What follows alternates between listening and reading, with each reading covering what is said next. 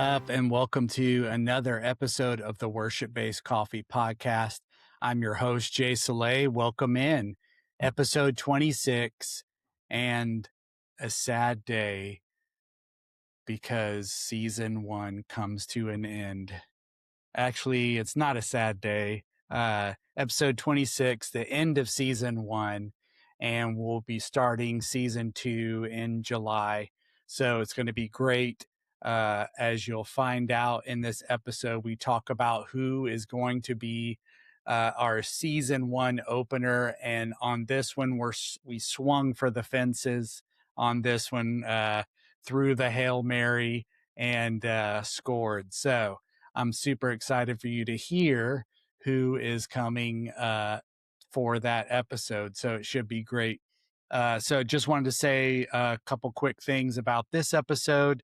Since it was the very end of season 1, Josh and I were texting and decided, hey, let's do kind of a look back at this season, and also just a little. Josh was like, you know what, I want to talk a little bit more about you and your experiences, and for you to get to share some of that and some of the things that you enjoyed about this year, and some of the stuff we're looking forward to next year. So anyway, with that, episode 26, me, Josh, and hope you enjoy it, and we'll see you on the other side. Jay, what is up, dude? What's up? If everybody only knew but what we spent the last 45 minutes doing right now, trying to bring a great program to the listeners, but technology. I'll tell you, troubleshooting things on podcasts, sound, that kind of stuff, not in my world. Okay. So I'm like, well, and you know, the funny thing is what we on that journey of a million mistakes, one of them was that I touched my interface and then it just like stopped working. Right. It worked for me, but not for you. It was anyway, what a mess. But yes. I'm glad that we're beyond it, and here we are. And for those of you who normally listen and are like, huh, this is weird. Josh is normally just in the corner interjecting at random times, derailing everything. He's sure talking a lot at the beginning of this episode. And yes, I am, because look at me. I'm the captain now. That's well, right. At least for just for this episode. So we're like a year in, and as Jay and I have been chatting, and I say Jay's a year in, and I just kind of came along, halfway through the journey. But Jay and I were chatting, and we're like, what would be a really great episode is actually putting Jay in the interviewee seat. I know, reflecting back to like some of the first episodes, that's, I think, episode 1 actually, where you talked about, why this, why now, a little bit about me. But I think that over time we've gained some more listeners. There's people that are just now finding the podcast, and they probably want to know, who is this Jay Slay guy? Like, Slay. What's that all about? Jay Slay. So we'll get into who is Jay. I actually have a note that says, who is Jay? But first, I just want to do a little bit more of a reflection and looking back on the year. And so now that it's been a year from the first episode, like, how does it feel? It feels pretty, this is kind of a generic answer, but it feels pretty awesome. I mean, honestly, I had no, I don't know, grand expectations, for how it was going to be. It was kind of one of those things where, I listened to the, SBL, Scott Space Lessons podcast, and I heard the stuff that they were getting into, but it kind of like left me wanting a little bit more as far as, like, information and specifics for like worship, because Right. that is, as far as getting to play music, that is the center of what I do now. And so I was like, you know what, it would be cool to have a little bit more specific information out there and just see what and so then the idea of, hey, what if I just had guests and they got to share, their experiences, and maybe we all felt a little bit better about ourselves as musicians, because we realize, hey, everybody's just like us, everybody's in the same boats, and stuff like that. So that's Yeah. kind of, Dude, that's so good. I mean, especially that last part where you're like, look, when you have like a shared experience, or yeah. maybe it's just like us as bass players. I was at a men's breakfast this morning and I was talking to somebody about it, another musician, and he's like, yeah, so worship based coffee, like that's kind of a niche audience. And I was like, it really is. But if you think about it, whenever you serve on Sundays, there is one bass player, right? That's So there's right. probably like three guitar players and they can go in the corner and talk about, you know, their like super high Yeah. strings and all that stuff together. And the bass player just has to hang out and they're like, well, okay, well, I want to fit Right. in, but I don't. And so, and it's not necessarily about that. I think the Yeah. real great thing is being able to hear other people's testimonies and their journey to where they are today, their experience in church, uh, what they've learned along the way. I Yeah. mean, that's been incredible, and it's been incredible to kind of um, meet and talk to people that I would have never got to meet and talk to, number Right. one, and number two, just hearing how, okay, maybe I wasn't alone in feeling like I had to be perfect, or maybe I wasn't Right. alone in feeling like I'm the weakest link here. So I mean, it's been great. So what surprise? Let me ask you this about like season one. I guess if is that how Right. we delineate Yeah. it? Like we got Yeah. season one, season two. All right. Yep. What surprised you most about season one? Well, honestly, I didn't expect, like, I guess it was something like, okay, I'm creating this product that I'm putting out there. And this is just like for me personally, it was like, hey, how can I pass something down to the next generation kind of thing. I was seeing younger, I serve on Wednesdays occasionally, with students. And so I have students that would come up to me and they would talk to me and they would want to get information or learn things. And for me, I was like, okay, how can I pass information on to the next generation so that the next generation is prepared to be able to lead the church, in Yeah. worship. And so because of that, and I'm Oh, because of that, I was just kind of like, okay, information. Let me just send this information out there for everybody to see. But what I was not expecting to happen is something similar to what you said, which was to all of a sudden get this community, like these friends and like people that I message now on a regular basis. And I'm like, and regular basis, I had to throw that dad Hey. joke in there. Yeah. No, Uh, that's great. I was picking it but up. I was picking it up. yes. But like, I didn't have that. And so to have that community of people that reach out and say, hey, what do you think of this pedal or what or this or, oh, what are you using, on this? Like you're getting to kind of have that connection with people. And it's people from all over the United States. I mean, and Totally. some of even all over the world. Uh, and so that part, I don't think I really understood that would happen.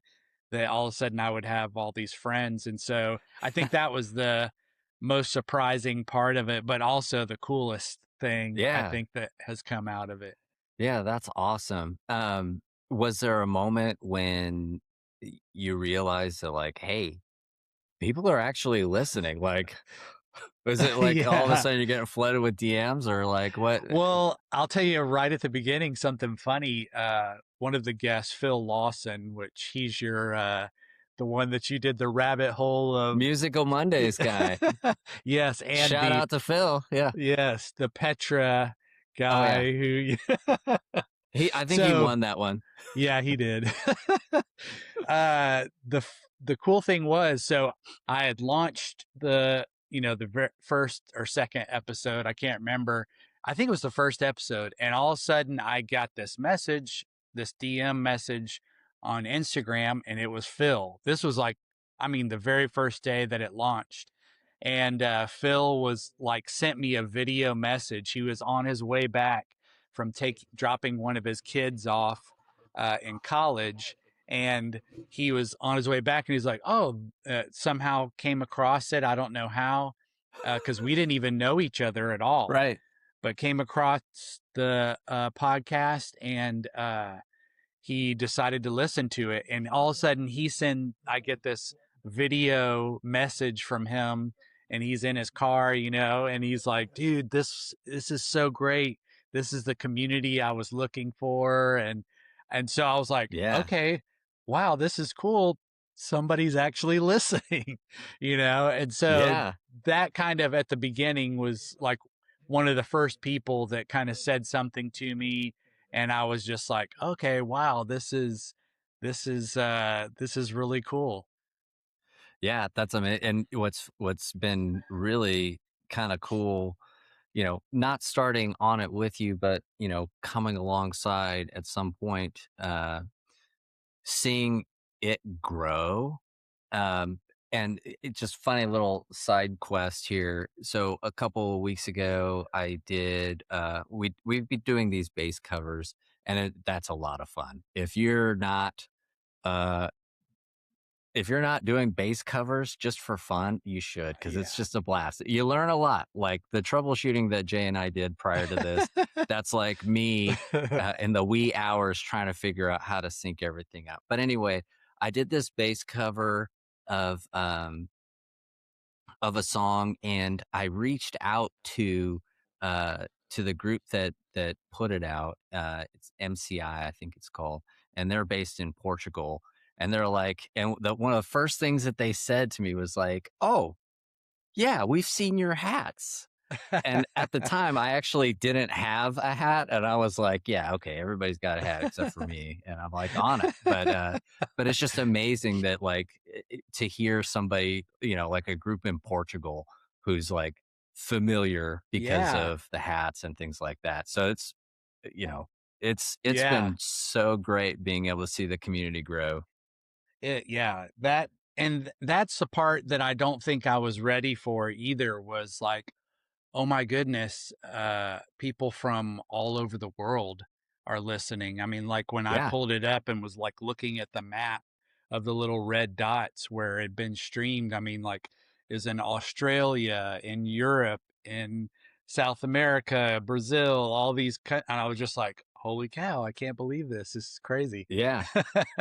So shout out to our brothers and sisters in Christ all That's over the right. world who are tuning Yes, in to hear a couple of dads in Tennessee geek out over bass gear and that's stuff. So right.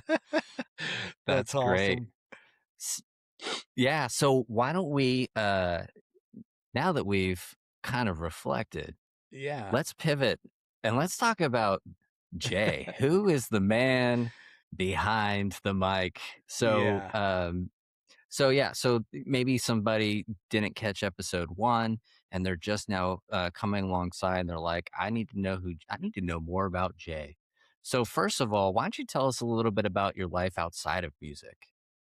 Yeah, I mean, it's just normal dad stuff, I'm a I'm a husband, I'm a dad. Yeah, yeah, I actually work for a local utility company. Uh so we're in central middle Tennessee, so just south of Nashville, but Nashville is where I work. That's where a lot of my music happenings has happened, is all here. But uh I work for the local utility company in Nashville, And essentially, the best way to describe what I do is it's like a lineman. It's just that instead of doing overhead electrical stuff all the time, we are inside substations and we work inside these substations. And so I do substation work. So, little 101, if you have high voltage electricity, it comes into a station. Say it's like 161,000 volts. Not very much there. Just kidding. Is that all? Yeah. Yeah. So 161,000 volts comes into the station and it goes into a breaker. Then that breaker sends it into a transformer, and the transformer has windings that take that, and the electricity goes around inside of it. And then when it comes out the other side, it's at a lower voltage. So, like, say, 23,000 volts instead. And then that goes into another breaker and then goes into one more breaker. And then that goes out to your house and out to the lines. And then that it goes to another small transformer that goes directly to your house.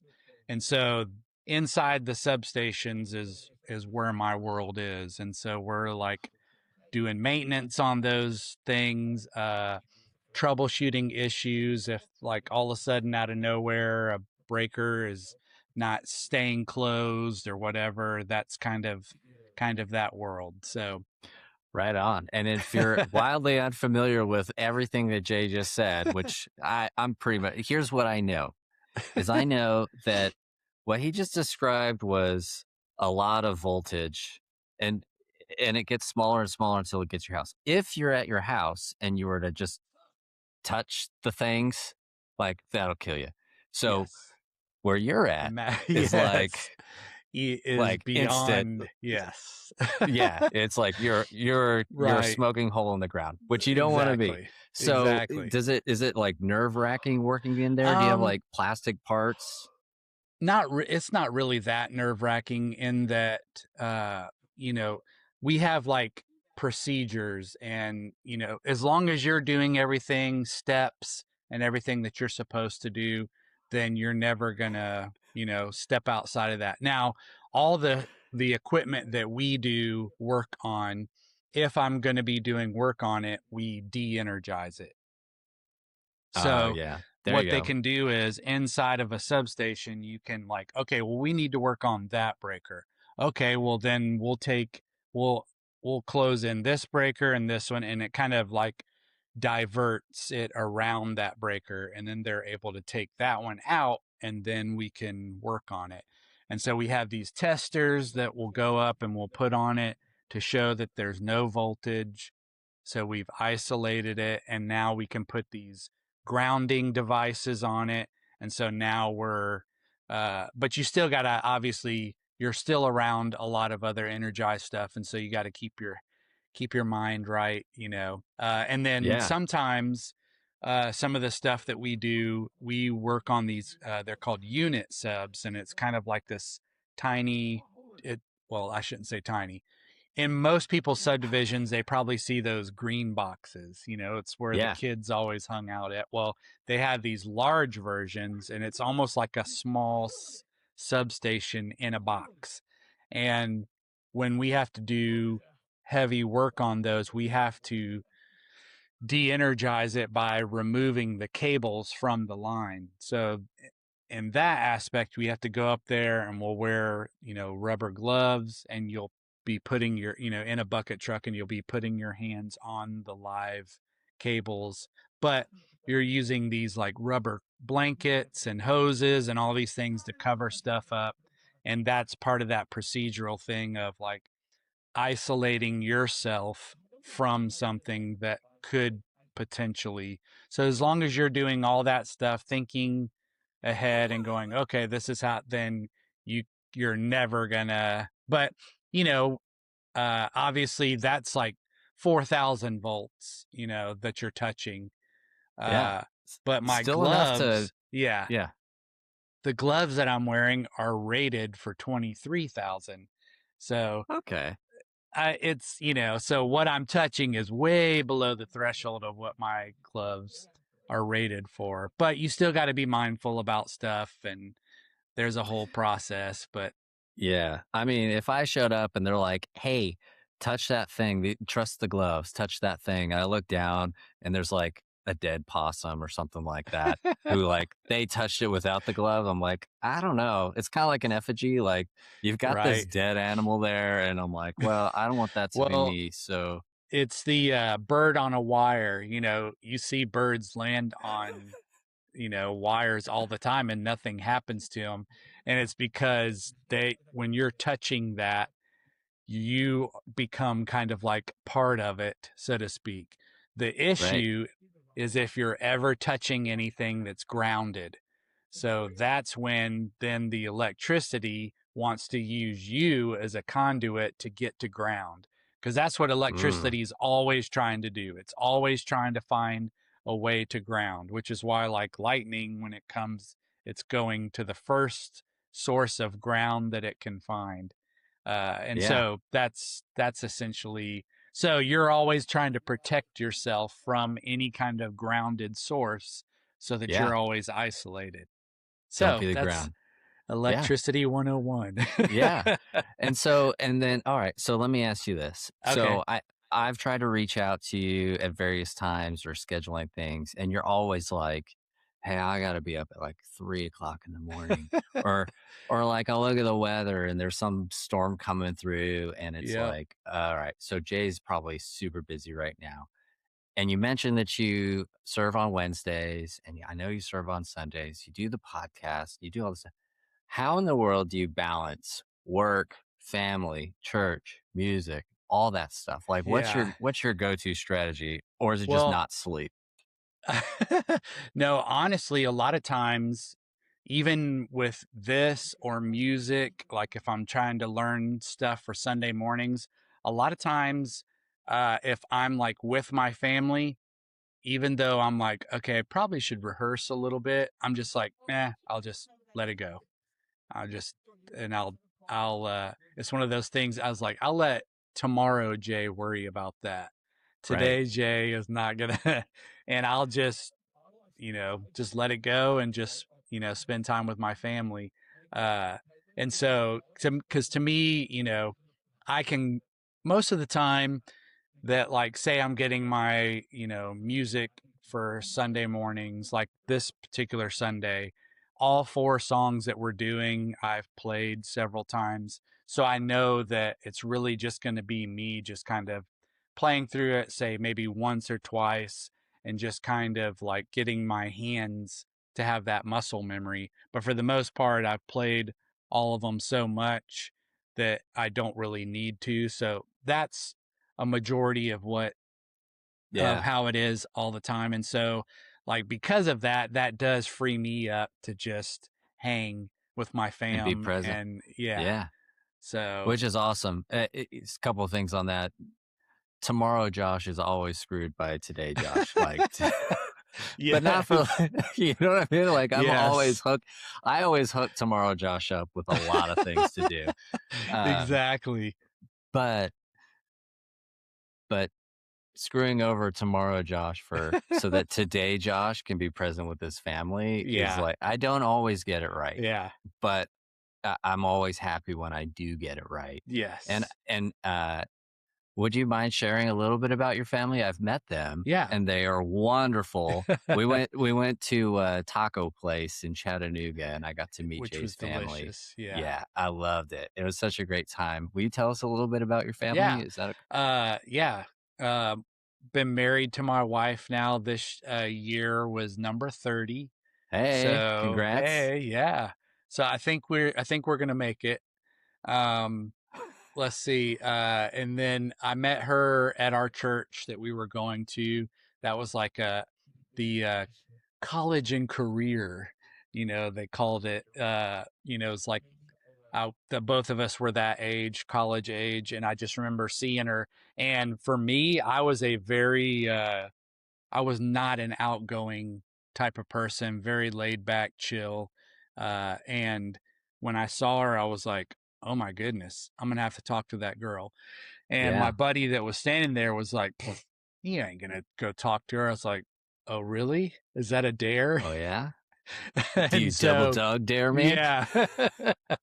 And so when we went into the like area where we were going to all sit down, like I saw a seat open right next to her and I went right over and sat right next to Yeah. her. Didn't say anything at first, but Yeah. just sat And down, you know.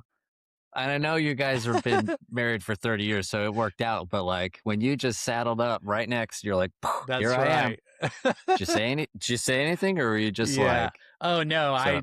I you know, cuz it was kind of like the whole thing was starting or whatever. It wasn't until they had this kind of like meet and greet moment that I like turned to her and said, "Hey," and introduced myself. But then later, I one of her really good friends who happened to be a really good friend of mine, I asked her, I was like, all right, so what's her story? What's, Yeah. you know, What's I up with need that some, girl? yeah, I need some info.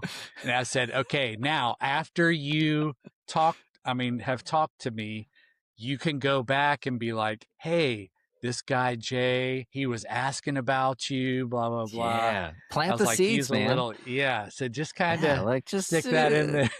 just, plant the seed. And Just say, then look, at the time I was playing in this like garage band. It's just a three-piece group and playing bass at the time, which we'll get into. But you know, so I kind of course, as a musician would, use that a little bit in there. You know, yeah, I'm a yeah. musician. You know, that kind of thing. Eventually, it Yeah. worked. But I always went with the. I always joked with my wife, the George Costanza, in an episode of Seinfeld. He said, "You know, I'm like one of those annoying jingles that you can't get Yeah. out of your head." And he goes, "Instead of Costanza. yeah, exactly. Instead of by men, and you know, he's like Costanza." Well, that's what I was. That's what I was going for. I was just going to Dude, I be love that. like the little guy quietly, just occasionally, you know, being that thought. Yeah, And it exactly. paid Like, look, off. there you go. So, And it worked. So yes. if you're listening and you're like, dude, I just don't know. It's like an entire campaign that Jay launched where he's like, look, I gotta get the Exactly. friends on board, and then I'm just gonna be like that squeaky little wheel, and that Yes. eventually is gonna get the grease, you know? Right. So that Exactly. good on you. And then you have two 2 children. You have kids. Yep. yep. Have a daughter. She actually just graduated from high school, which is cool and scary. And then I'm just kidding. And then I have a 16-year-old beast of a son who is also on the autism spectrum. He is 6'6", which I still don't know how Yeah, that. he is. And 6'6", that's he has crazy. the, yeah. I'm like, I always joke with friends of mine who are like, I'm like, he's the same height as Michael Jordan. Uh, Yeah. we just, and I know that fact just because I've always been a huge Michael Jordan fan. So, uh, it's the weirdest thing having him hug me to go to bed at night because he like bends over to hug She's me. like, "Oh, Yeah, come here, little man." exactly. I'm like, what Well, in the world?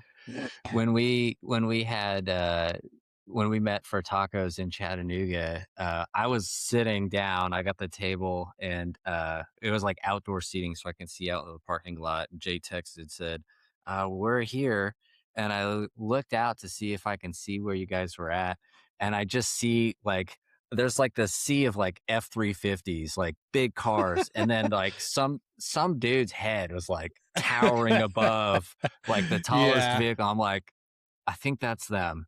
So yep, that he's such a sweetheart, and I had such a great time getting to meet your family. Your daughter's kind of a riot. She yeah, seems pretty introverted, but like super cool, and your wife is she's so nice, and I love that she supports you the way that she does. I mean, yeah, it takes to be a musician serving in church and doing all these things that you've got to have that right. support network. And so it's so great that she supports you that way.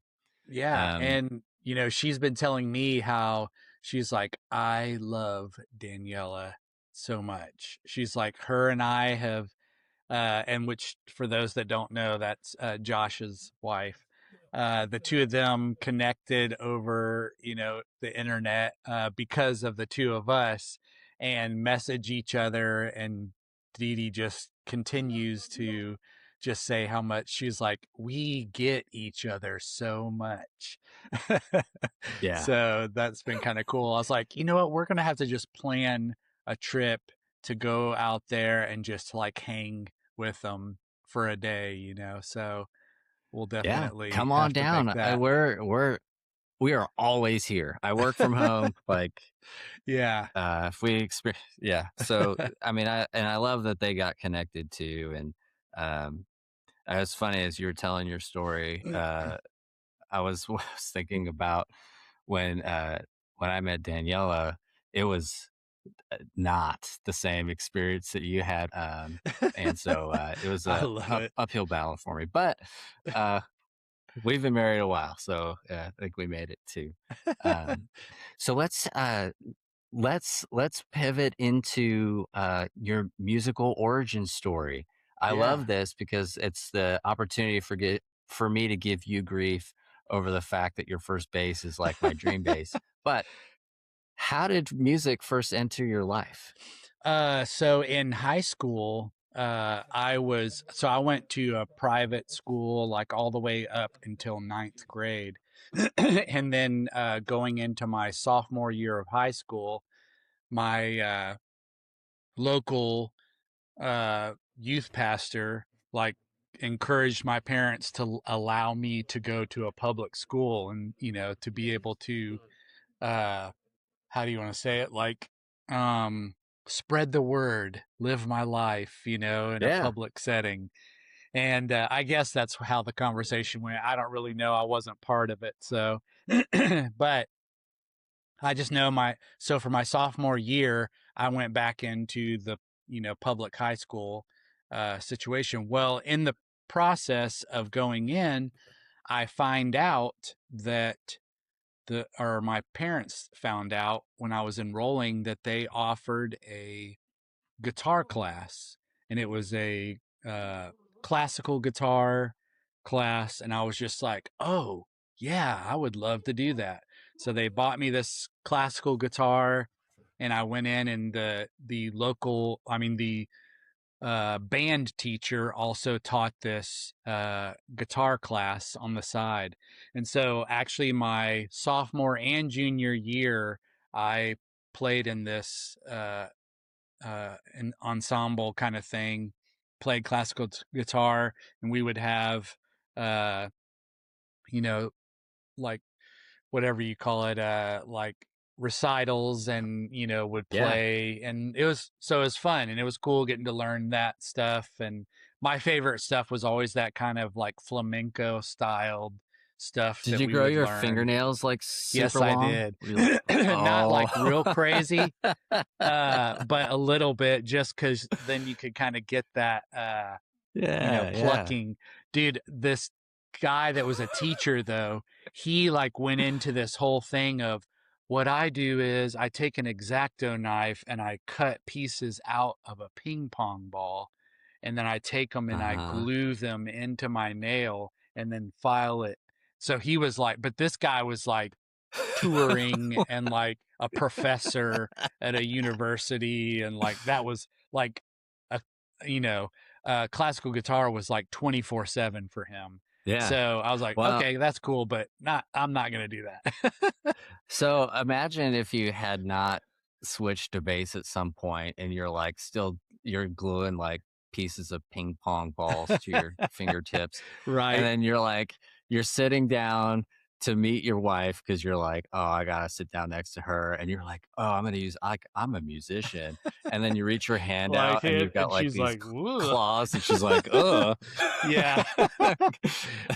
And it's only one hand, which probably makes it Yeah, look the other even one's totally worse. normal. Like, why Yeah. does he always shake with his left hand? That's weird. Yeah, and Is he keeps the other hand in left-handed? his No, pocket.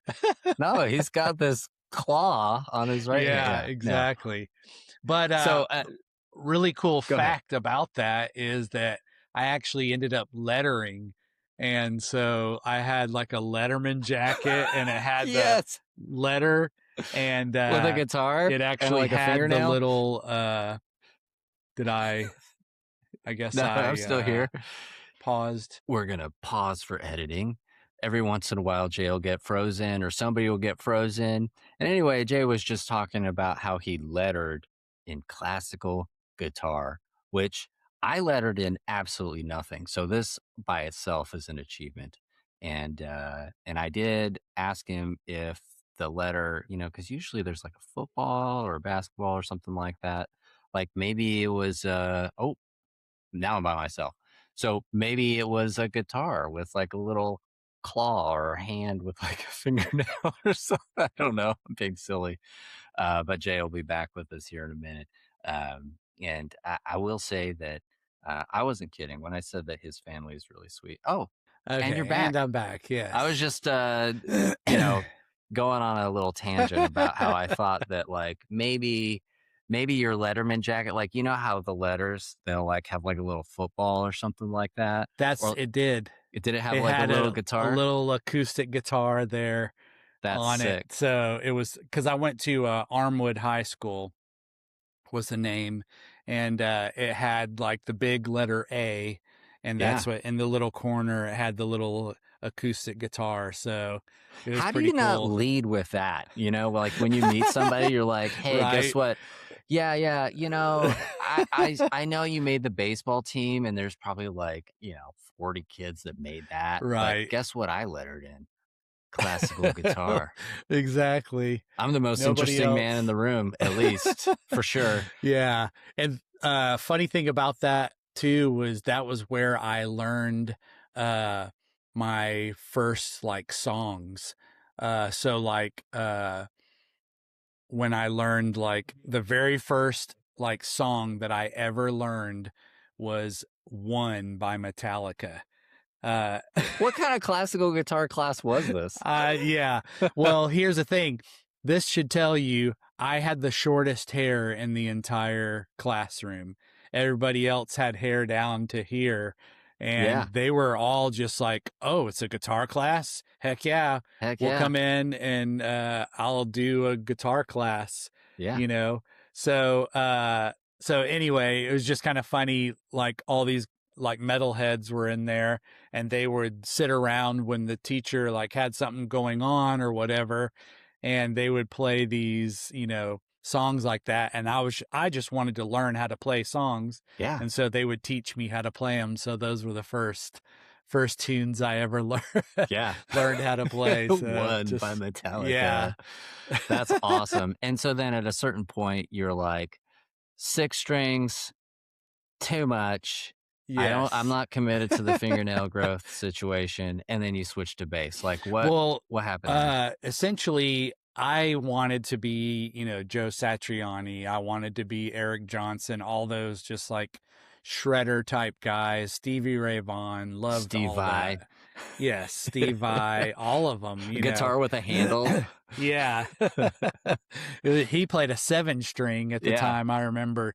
But that was kind of that era. But what ended up happening is the band that I ended up kind of first starting with, the guy had a 4-track recorder and it was just like, a 4-track recorder? You mean you don't have to go in the studio? You can actually record it All at your 4 people. house? Yeah.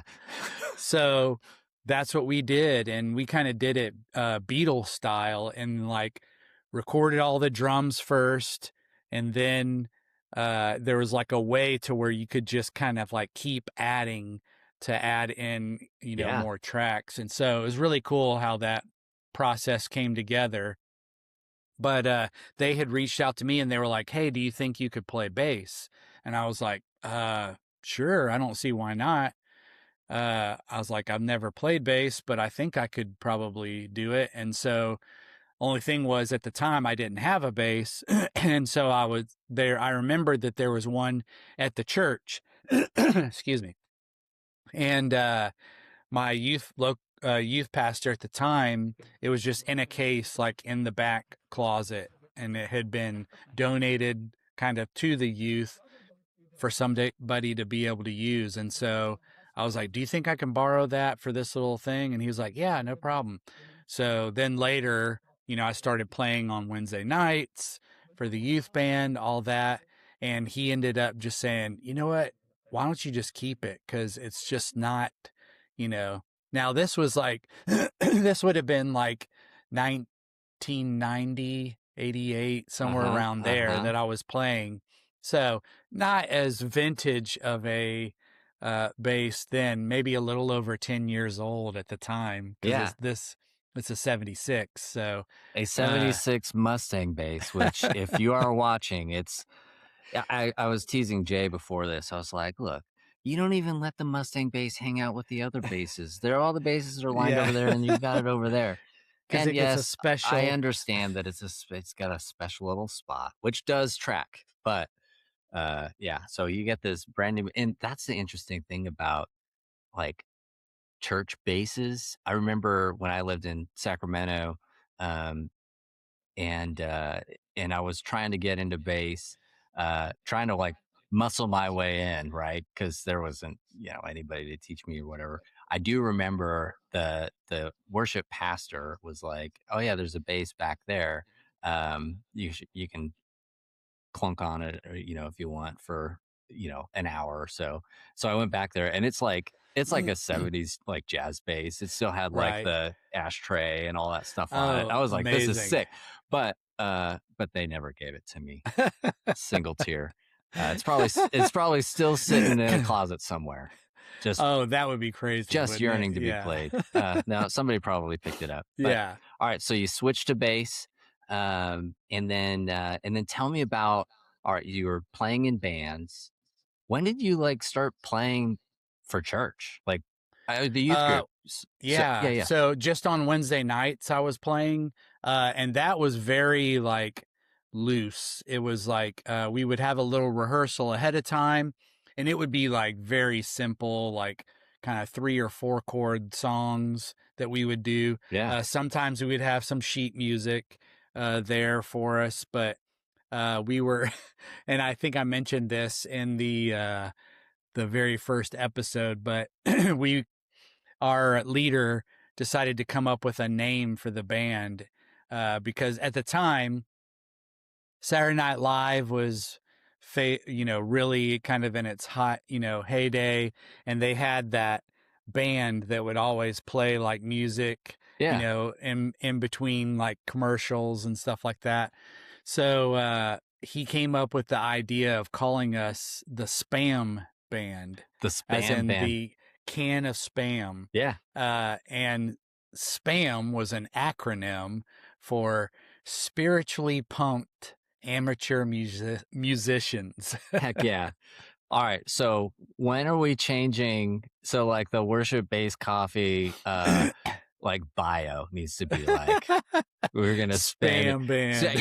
yeah, actually, every single post that I do where I'm covering something is totally spam, right? It- with a Yeah. capital A in the spam. I love that spam band. Did- Yeah. So, and then like when people did something like special or whatever, we gave out this award, and it was the Spam Award, and they would get like a can of spam to Dude, take with them. So I love that so it's so much. silly. So when I first started playing in church, I was in middle school. I think on the episode I was on as a interviewee, I talked about like how they had like this 810 or whatever. But what was really great is hearing about when Jordan Ray Landers came on, and he was talking about, oh yeah, like we couldn't serve in the big church, we had to serve like in the Yeah. youth, and Yep. he was right because I had so much fun during that time because no, it wasn't. I don't want to say nobody cared because, but Right. it's like a place where, Sure. something that you said, you're like, oh, everybody in that guitar class wanted to be Steve Vai. The guy who played electric guitar for the youth when I was I was an eighth grader or ninth grader. The guy who played guitar was like a college student, and Joe Satriani was like Hmm. his dude.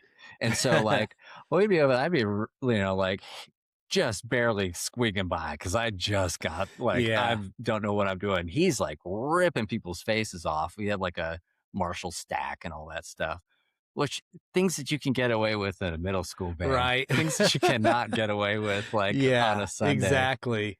Dude, that's Yeah. so awesome. Yeah, in fact, most of the time when we would do these little bumper kind of music things, we would do some very like bluesy stuff because our electric guitar guy was just like all in on like that kind of rock blues, that Yeah. Stevie Ray Vaughan kind of stuff, Texas Yeah. style.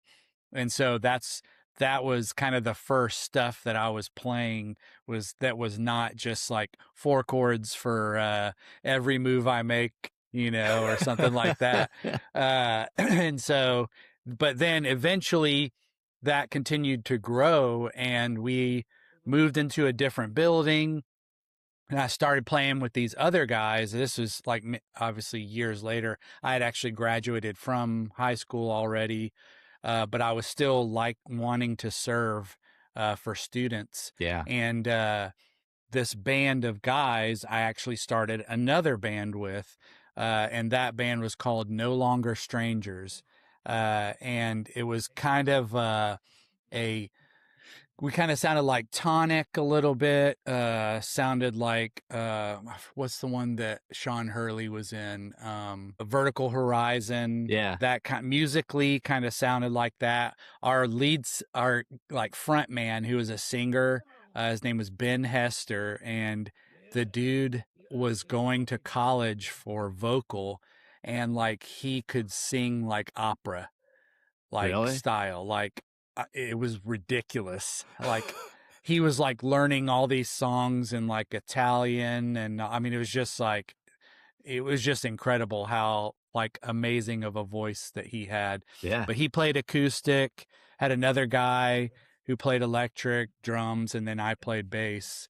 But we would also serve on when that whole band would serve on Wednesdays too, which was cool. So, just kind of and it was those earlier years. And, Ryan talked about how learning how to, I would be kind of standing behind him, and it was like wherever his hand was, I knew what he was playing. So if we kind of started flowing or went into something else, I could literally, just by the position of his hand, I would know what he was playing, and kind of would, because we just had played Yeah. together for so much.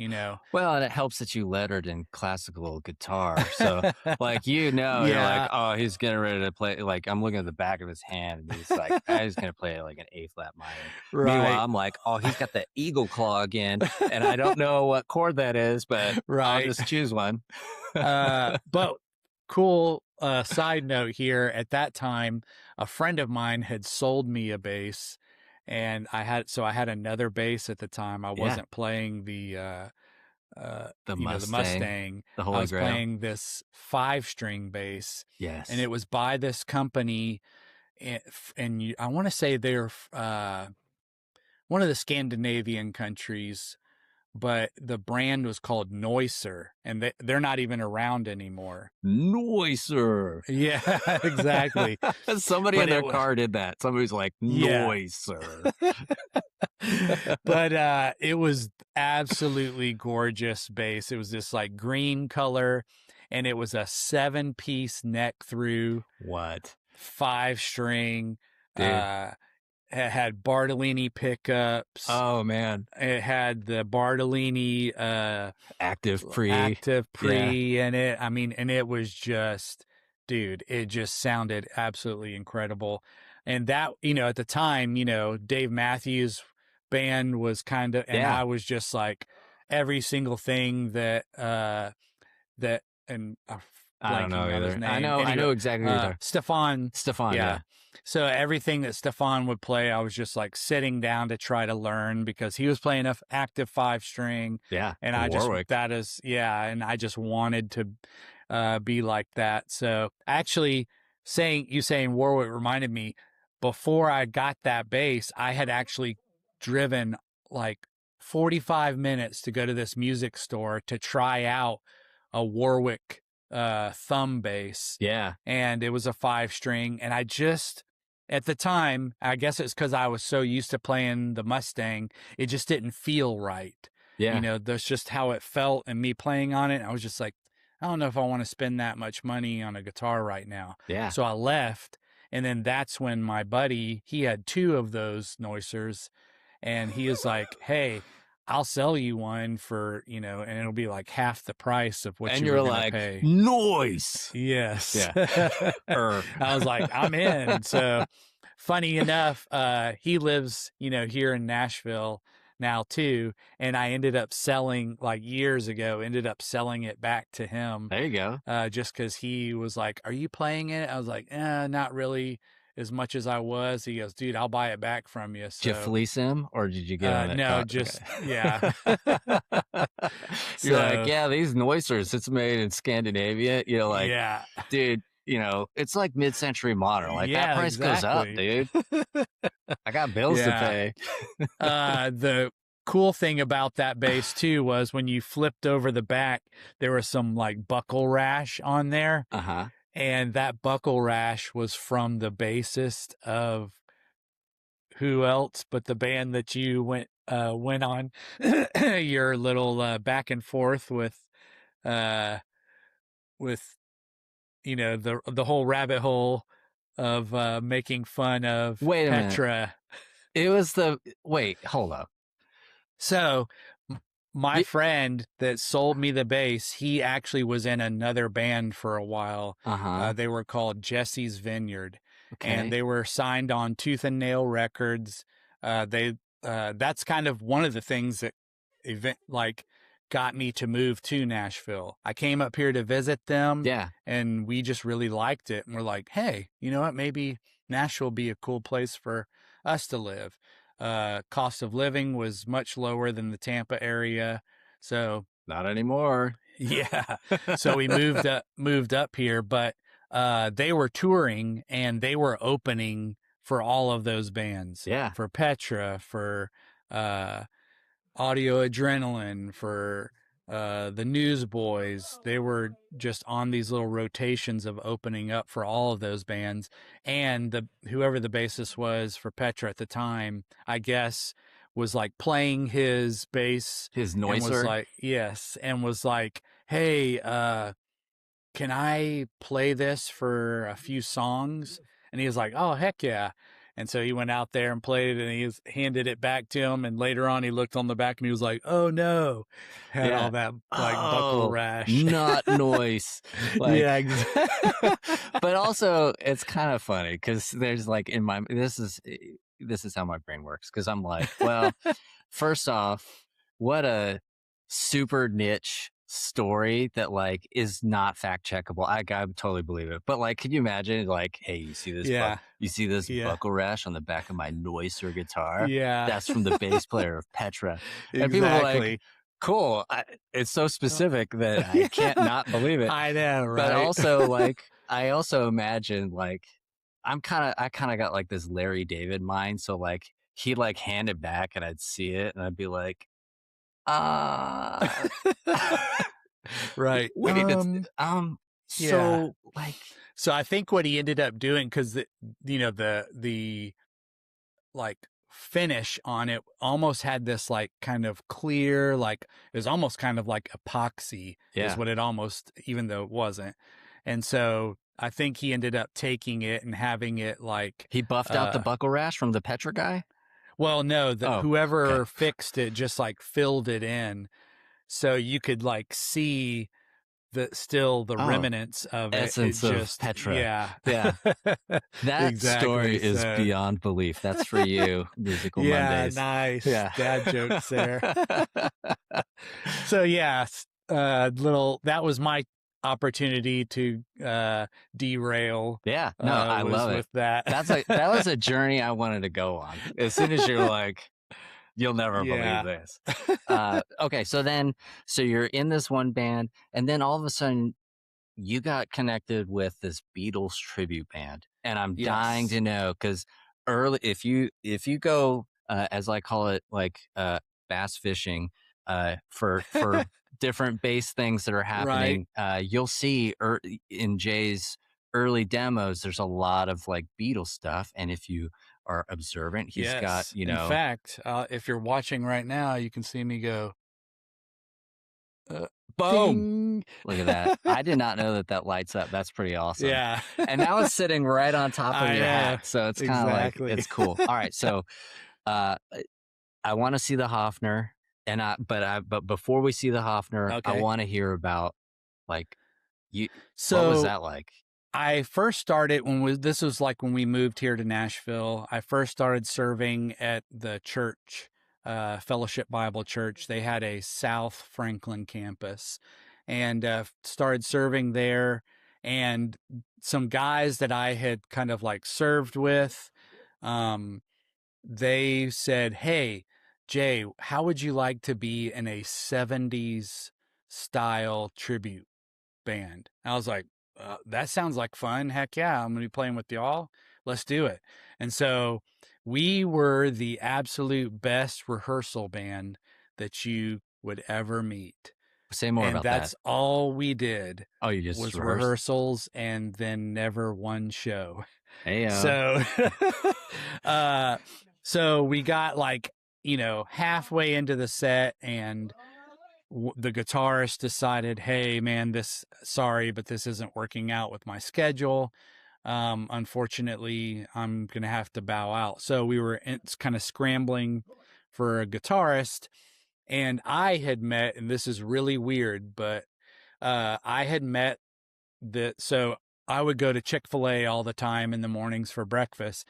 And there was a girl there who would ring me up. She would already know my order as I was walking in. And just got to know her from conversations, found out her and her husband had moved there from Georgia, and he was a musician. And so we ended up going out like on a double date and got to meet her husband, and his name is Josh also. Hey, yeah, the Joshes. the Joshes were invading. And so got to be good friends with him and knew that he played electric guitar. And since the other guy left, I said, "Hey, I've got this friend. He's a good Christian guy too. What about like bringing him on?" And they were like, "Yeah, let's do it. Have him learn these songs and he can come in and play." So he came in, played, did great.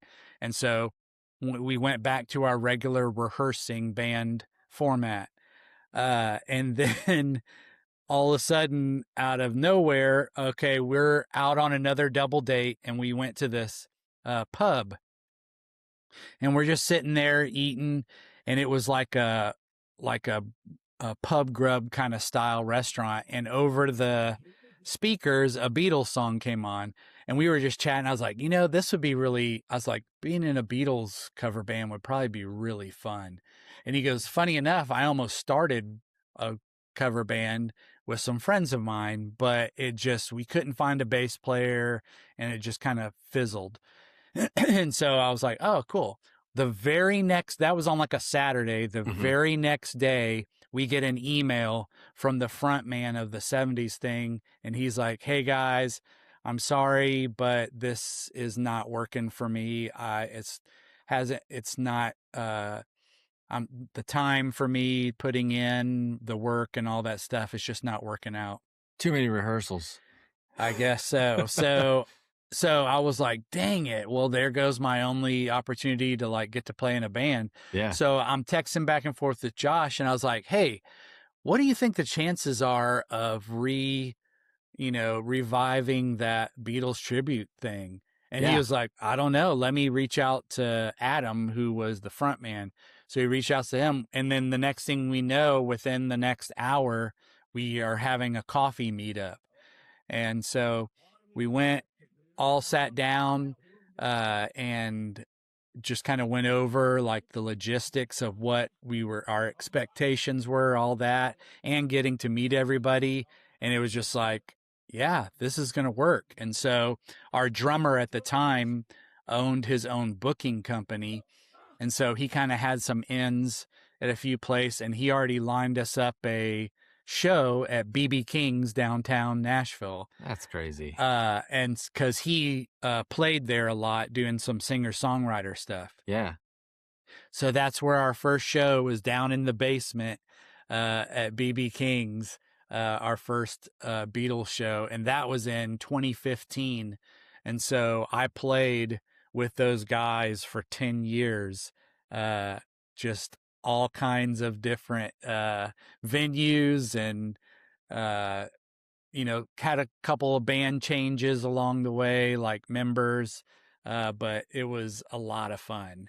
All because you ate at Chick-fil-A a lot and they Yes, exactly. I'm like, wow. I was like, Chick-fil-A, brings me Yeah. this delicious chicken, and it also brought me And brought a you a decade worth of playing, which is exactly. crazy. All right. So, uh, what did you learn from playing that type of music? Because if I mean, I'm sure there's nobody who's wild, especially people like bass players who are listening to this. They're all very familiar. But if you really listen to like the bass lines in Beatles songs, he's ripping, and he's Oh also yeah. singing at the same time, which blows my mind. Yes. Yes.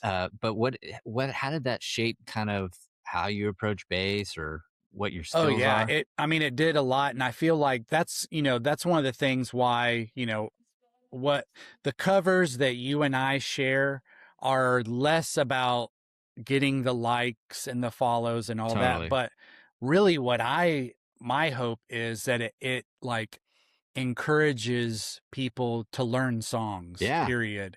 And because all those songs that I learned, I started learning like little licks here or there to use on Sunday mornings. Or like one of the things that Paul loved to do is play the fifth of notes. He did that a lot, a lot. And so all of a sudden I found myself doing that same thing, playing with fifths, little things like that really like, you know, shaped my playing, that. And then also because I played with a pick, it really got me comfortable playing with a pick, Yeah. because, that's all that Paul did, was played with a pick. And so that really like, it got me to where I was just super comfortable with doing that. And that's, obviously it's transferred over into, playing on Sunday mornings as well. Yeah. But yeah, it's just that his like vocabulary as far as playing bass was just really interesting. Uh, some of the same licks that he liked to do a lot. In fact, I know this is kind of going to be kind of so here's Yes. the official Beatle bass. Hofner, Yeah. but if you can probably hear this, but there's one little lick that he used in probably, I would say, at least 10 songs, and it's this. Yeah. That is, and that it's just playing, a scale and hitting your octave again. Yeah. He uses that so much. It's like, it's crazy how many times that he used that. And it's just something very simple, Right. but very musical the way Yeah. that he did it. So just that's probably the biggest thing, is just learning those little things. Kind of like I said, his vocabulary of like what he did was just really cool to me. Yeah. And also like it I don't it if you haven't played on a Hofner before, like the string spacing is like microscopic compared to like Yes. what you normally play on. So Yep. there's like so it commands a lot of like precision as you're picking Right. through it, because you're strict like you don't have any Mm-hmm. margin of error. You're going to touch another string, you're going to Yeah. do some other stuff. So Yep. so it's crazy. I love the way that Hofner sounds. And so that tell us a little bit about that Hofner. How did you Yeah. So this is and you can see on the back of the headstock. is that a Well, German maybe one? not, but yeah, it is. It's a German. Uh, you see, it's got like some little dings and scrapes and all that. Some of that is how it was when I got it, and some of it is You stuff that I did. you Uh, mean the bass player for Petra didn't do that to your bass? No, Okay. he did not. Okay. But the cool thing about this is that this is part of what Hofner did as their relic line. Yeah. And so what they came up with is they went to their violin department and said, "We want you to make us a lacquer for it that makes it feel more like a vintage instrument." And there's something about that bass right there. Like I should definitely do a video, a side by side of my other Hofner, Yeah. which has the full like nitro coating on it, and this one, and you can hear the difference between the two.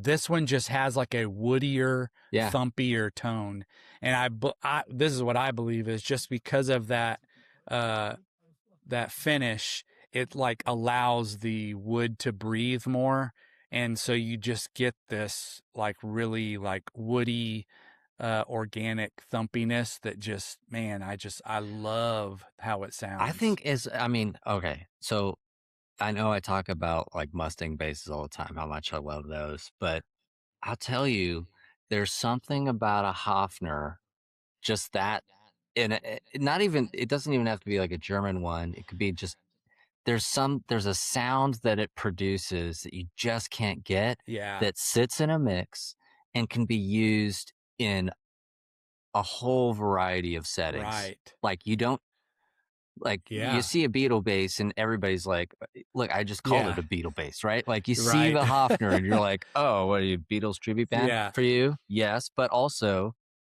if you ever listen to Tame Impala, like I remember when we first moved to LA, they were having these Malibu fires, and I was like looking at Tame Impala's Instagram, and it was like Kevin Parker rescuing his Beatle bass, like it's safe, because that's what he records on, and it sounds so good in like a psych kind of setting. Obviously, it sounds good vintage setting. Yeah. You can use it. Have you ever played it on Sunday? No, never played it on Sunday. I almost played it on our live album that I did because I was like, man, it would really just sound good. Yeah. As far as this one particular song that we were going to do, but I opted to just go ahead and play a Known P bass quantity. with flats instead. Yeah. But yeah, I mean, it really, it does have a remarkable sound. In fact, the drummer from the Beatles group, he is a solo artist, also Americana, that I've played with a bunch. And he plays all the instruments on his recordings, and all the bass that he has ever recorded has all been on a Hofner. Yeah. And it sounds great, and you almost can't even tell, that it's a Hofner. So it's really cool. You almost can't tell that it's a Hofner. Yeah. So let's get back to the Beatles. Like, what's your favorite Beatles song to play? Man, I don't know that I necessarily have, like, probably it was more of like the earlier year ones. Yeah. There was just something about that kind of like rock and roll vibe that they had in the earlier years. Like, I can't even think of because I think of 20,000 songs at the same time, but just all that early year Beatles stuff was just really cool, especially the heavy like rocking tunes were just some of my favorite, just because they were really simple stuff, but like we had two guys in the group that were just ripping Chuck Berry style guitarists and could just play solos. And so when we would play this gig in Memphis, and it was a 4-hour gig. What? And yeah, 4 hours. And the problem with that is that most early year Beatle tunes are like 3 minutes and something long. So obviously that doesn't bode very well for trying to fill 4 hours worth of music. Yeah. So we would get to the solo part and we would just like rip 3 or 4 solos in a row, just back and forth, just to pad the song longer. Like, this But song needs to be 9 minutes. Yeah, exactly. But people loved it. They didn't, and so, but those guys would just, so those were some of the most fun, like songs to play, for me anyway, were those songs, because it was just kind of like raw rock and roll, like that kind of early 60s era stuff. Did you guys ever get like a Beatles purist naysayer who's like, George Harrison would never go on that long? No, Okay. I mean, I most of the time that people like came up to me, at least, and would talk to me, it was always to talk about the Hofner. That was one of the reasons why I got it in the first place. Yeah. Was just because, like, at first I just started out with, like, I think it was like either a P bass with flats or jazz bass with flats. But then people would come up and go, "Oh, so I noticed you weren't playing the Hofner." And I was always like, "Oh, yeah, don't have one, blah, blah, blah." And so I was like, obviously, this really resonates with the listeners. I mean, so maybe I need to get one. So. Did you ever get a Rick? Because I think, yes. I think he had some Rick years in there. Yeah, he had, in fact, which album was it? He recorded the entire album. Like, starting in around Rubber Soul is when he started using the Rick, because he had gotten one. But then, like, he recorded it exclusively on. Hold on just one second. I'll tell you, because after a while, all these like tunes start to like come together. Yeah, all into one. See what I did there? Yeah, that was good. I like that. Yeah, hold on just a second. I got to tell you. It was, I can't believe I'm blanking on this as we're sitting here. Yeah, you'd think you were in a Beatles tribute band. I know. Right? Well, after a while, it's like they all are the same, if that makes sense. You just did say that he played the same riff in like so many songs. Yeah, because it's like, oh, well, I'm actually playing this riff, that like connects to my brain, but that's it. Magical Mystery Tour and Sgt. Pepper, that whole album, the entire Sgt. Pepper album, he played. He didn't even play the Hofner. In fact, he kind of like had this like love-hate relationship with the Hofner for a little while, where he kind of like, I don't want anything to do with the Hofner for a while. It wasn't until, I don't know, he just, maybe it was because he felt like it was stifling him musically. So it wasn't until Abbey Road that he brought it back and started playing it again. So, Sir Paul, if you're listening, which you're definitely not, but if you were listening, we have questions about your love-hate relationship. Well, what's funny is people ask him all the time, "What did you play on this particular song?" And he's like, "I don't remember. I don't know, I dude. can't remember. That was 50 years ago." Yeah. And so, in fact, the only reason why they have this information out there is because they've had people go back and, they'll start the reel when the session started and they won't stop. They just hit record, and through the whole session, they just keep switching out tapes and just record everything. And so you would hear like them talking on the mic going, "Oh, well, I don't know about that bass. Maybe I should use this bass instead." And they'll sit down, and that you could tell, they, from them talking about it, like and that's the only reason we have any kind of knowledge about what was used. Yeah. So, well, interesting. I wonder if like, I mean, this is like rabbit hole, but it's like, yes. Like, what were they saying? I don't like that bass. Bring me that one. I think it's a German-made Hofner with flats. For those of you who are gonna like dig this up in 50 years and listen. Right, exactly. So, and then I wanted to ask about some memorable or funny stories from those years where you're touring around playing Beatles songs. memorable was really the cool thing was some of the people that I got to play with, which was pretty amazing. So I got to play with Steve Holley, which, if you don't know who Steve Holley is, Steve Holley was the drummer for Paul McCartney during Wings.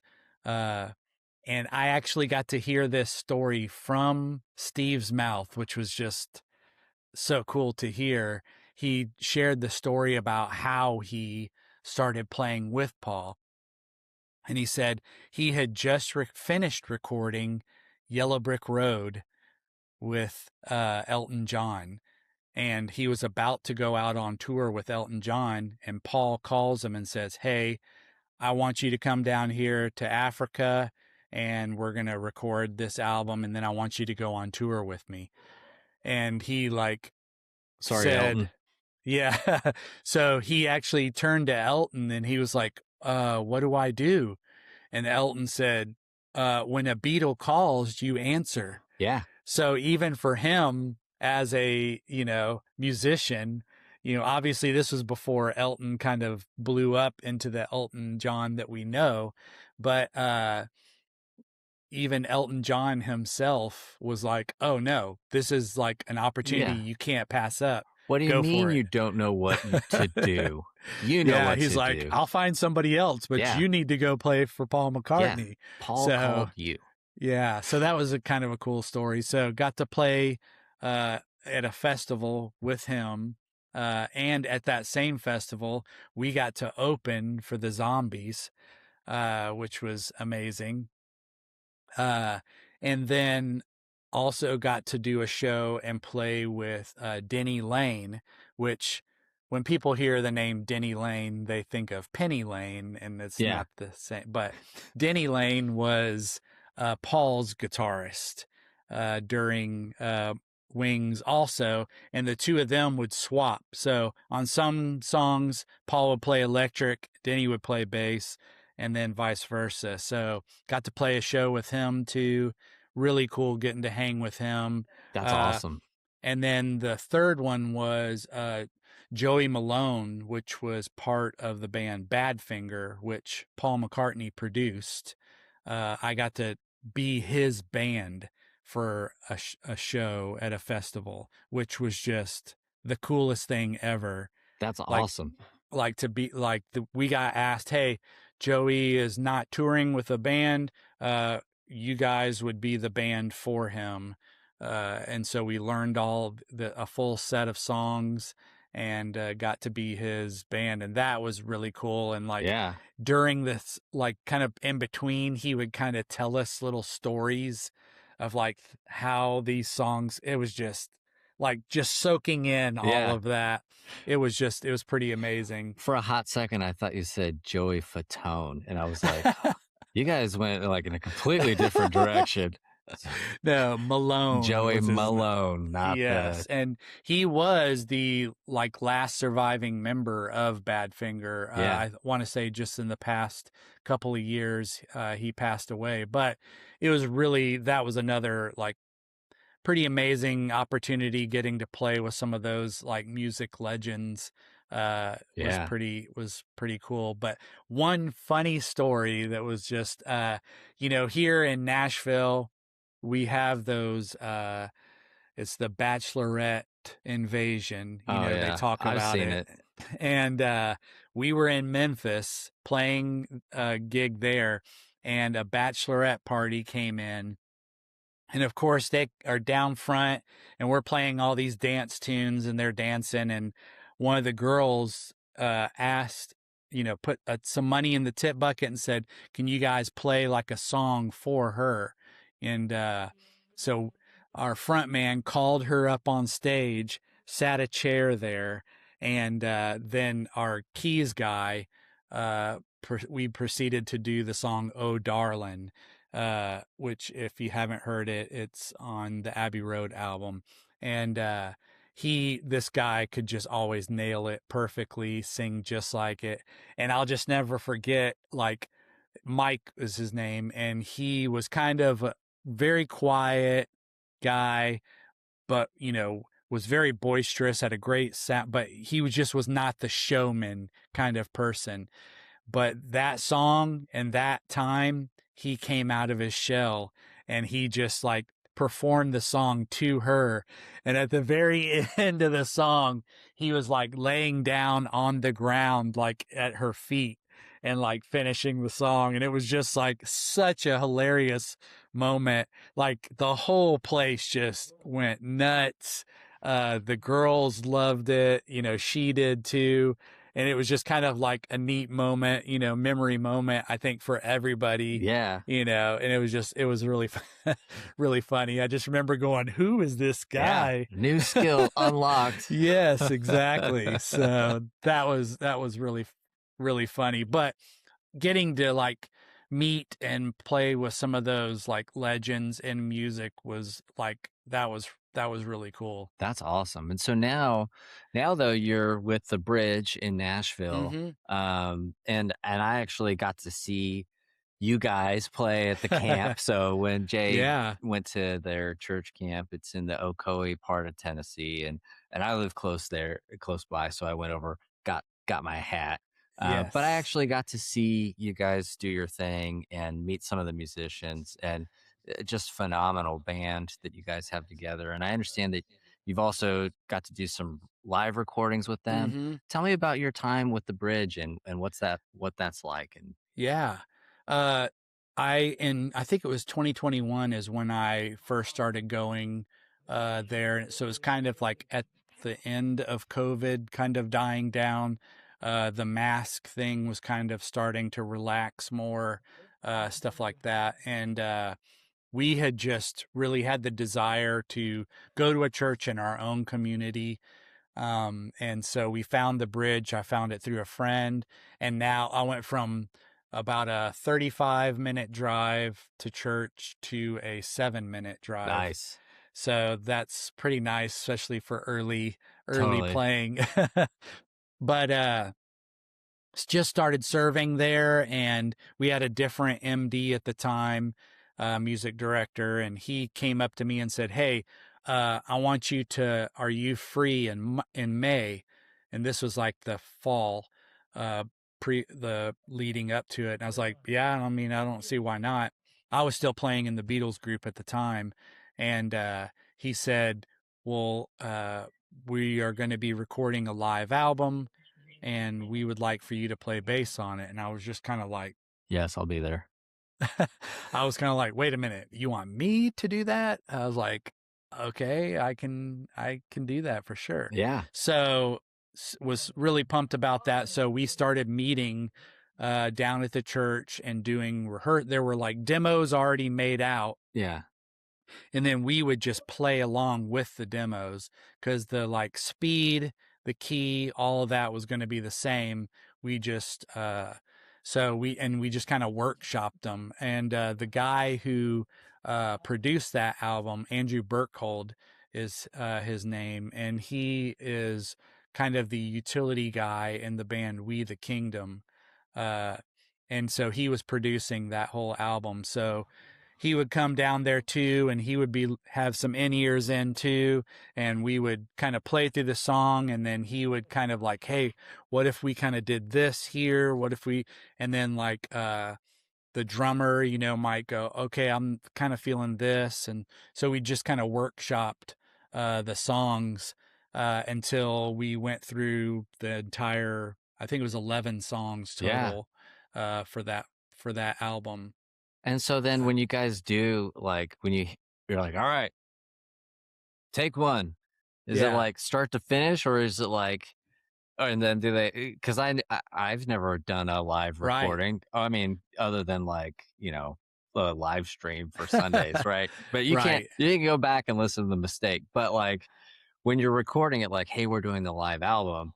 Is there like, all right, let's let's take another pass at that. Right. Like, how does that work? So the actual live recording day is basically like a night of worship. Okay. And so there's just one pass throughs of each song. Yeah. But what they did do that was kind of cool is that the day before we had a full like day of rehearsal, Okay. and we basically played through each song at least 3 to 4 times. Yeah. And that was just to lock it in. A lot of the songs was the first time we were playing with the worship leader for each song. And so, because some of these people lived like outside of Tennessee that were Yeah. coming in, Yeah. and most of them were all here, but just the first time that they were going to be able to like do it with us. And so, what they did is they multi-tracked all of those, every single one of them, that entire day, and then multi-tracked the whole live day. Yeah. So if there were any like discrepancies, issues, like where Gotcha. then they They could can be just like, pull, let's just bring in this yeah, track. this pull, and that's one of the benefits of playing with a click, playing with a guide to tell you, chorus, bridge, all that kind of stuff, Yeah. is that you're going to play it pretty much the same each time. Right. You just might have a note here or there that you kind of flub.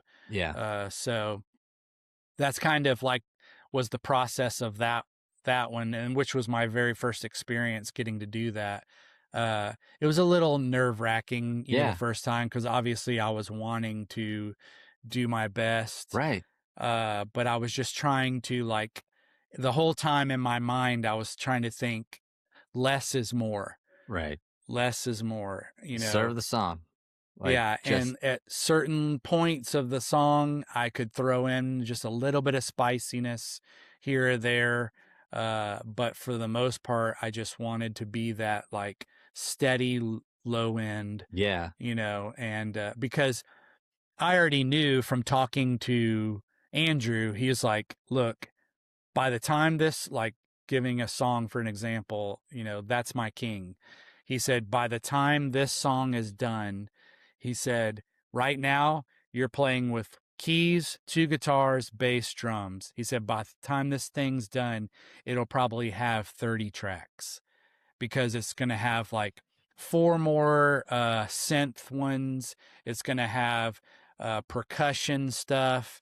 It's going to have 2 or 3 extra little guitar parts, even if they're just tiny parts that just Yeah. kind of add in. He was like, so the simpler that you can do it, the The better, Yeah. because then it's not going to get busy. And so that's what I tried to do, on that, which is why I didn't, do my what do you want to call it, the Paul McCartney. yeah, Paul McCartney version Yeah. of of it. Like, I that'll was fit just perfectly right here. yeah, exactly. So that was kind of my thought process. I did go a little overboard on the basses, so I actually used 4 basses Bro. for that. I had a 5-string. Yeah. I had a P bass with flats on it, a P bass with rounds, Yeah. and then I had a PJ with rounds. And that one and the flat one, I had them both tuned down half a step. So that And doesn't sound so okay. That sounds you joked and you said you went overboard, but it sounds utility. Like you got the yes, flats, you got the 5-string, so you can hit the low note, and then the other right, 2 are a half step down, and then that way yeah, it just opens up the door for you on yeah, certain things with 2 different sounds, rounds or flats, yes, right? yeah, So that right, that yeah. tracks. And it just made it simpler to be able to play the part, tune down half a step. So Right. that way, when you're playing like an open E, it's the E flat instead. You have that note available to Right. you. And plus, it just feels more natural to be able to play that, open E. You're playing it in the position Totally. with that E. And so it just feels better. And so that was kind of my thinking behind those. Using the bass with the flat wounds on it, I saved for 2 songs.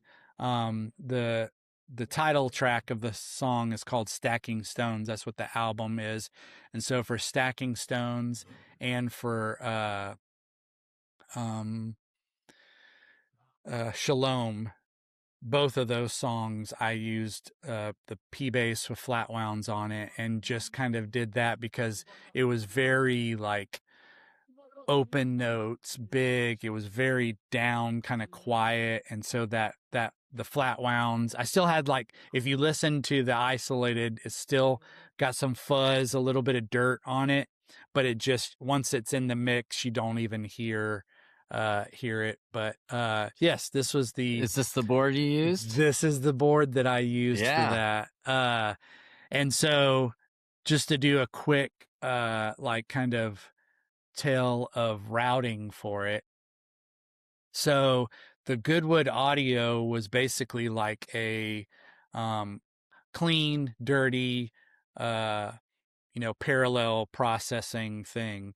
So I went into uh, the volume pedal, which which went to the tuner, and then I went into the Goodwood uh, audio parallel, and then went into the Cali 76, and then back into, and so that was my clean. My clean was just the bass and the origin effects in a normal situation. However, for the live thing, I went from the Cali 76 into the Noble, and so my clean signal was just the Cali and the Noble.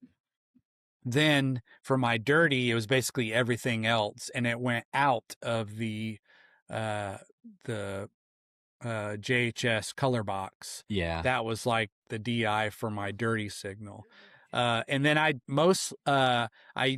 like, as far as live, I mostly used the protein for like some extra drive for a certain for one song, but then I used the stomp. I had two settings in there that were like SVT settings, and one was a little bit more overdrive than the other. Yeah. They're both like David Curran's uh like his presets, and so I used both of those. I kind of swapped back and forth between whether I wanted one that was a little bit more driven or a little bit just less Yeah. driven for Yeah. clean. And that's kind of what I did. I don't even think I used the octave like the whole night, because I was just really kind of like trying to keep it just as simple as possible. And I was like, you know what, if they want to add octave, they can do that in processing. Yeah. And so, and then the one other thing was the Blackstone. Yeah. One of them I had on all the time, and that was just like part of my just like regular tone, was that Blackstone. It would be the one down at the bottom of the button that I always use the most. But anyway, that was like an always on, and then I would use the protein as kind of like uh my if I wanted really some drive to it, which it was great because I was running in parallel, so I didn't like, if I did use that, it didn't like suck all my Yeah. low end out. So, Totally. but it's funny because obviously now this is nothing like what my board is. Now I've totally kind of gone. I still have the only thing, let's see, only thing I still have is the color box Yeah. on my board. That's it. Everything else has fallen to the to Fallen the to the waste, wayside. except for that Noble. Yeah, which that will never Right. leave me. I love it so much, especially like playing my Hofner through it just sounds incredible. So, So let me ask you a couple things. So, okay. what keeps you coming back? Like, what keeps you serving after all these years? You've obviously you've done a lot, but you just faithfully serve continuously at the bridge and probably wherever you'll be, whether it's at the bridge or whatever. But Right. like, what keeps you coming back? Honestly, like, couple, let's see, this is 26. So little over a year ago, I finally decided, hey, you know what? Which kind of coincides with the podcast. Uh, I decided to step away from playing in the Beatles group. A lot of it was just like all the extra preparation that went into it, like whether it be like vocal rehearsals, Yeah. all of those things that were just like a continual maintenance thing, learning new songs, doing new sets, and then, sometimes being gone for the weekend after working a full week. It kind of wore on me. And I was like, you know what? I think it's time to finally step away from that. And so that, transition kind of opened up the opportunity for this and to where I could focus on the podcast more.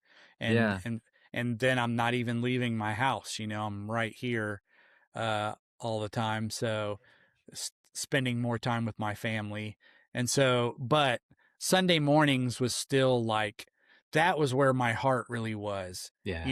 like playing in the Beatles stuff. It was a lot of fun.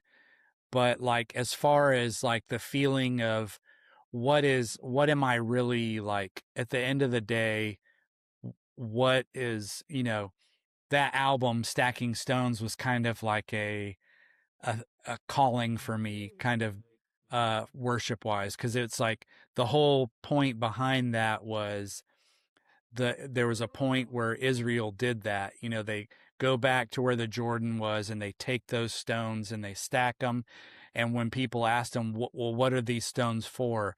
And it's, so your children and your children's children can remember what God has done, you Right. know? And that was impactful for me because I was like, okay, at the end of the day, what am I going to be remembered for? Not that like, you know, my, eternal, whatever here on the planet had to be like, based out of something musical, but Right. I'm just saying like, you know, like my impact on everywhere was like, okay, playing in the Beatles group was not going to have the same. I don't, that doesn't mean that you can't do something like that, Right. but Sunday mornings was where my heart was because Yeah. I knew that like getting to serve my church, and then also for myself, uh, like I had developed not just into a worship basis, but a person who was worshiping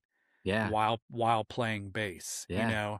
and so like for me, getting to worship was, just as impactful in my own personal life. And so I feel like that's kind of like why, why I still enjoy it now. I enjoy the people that I serve with. I love them. They're my family.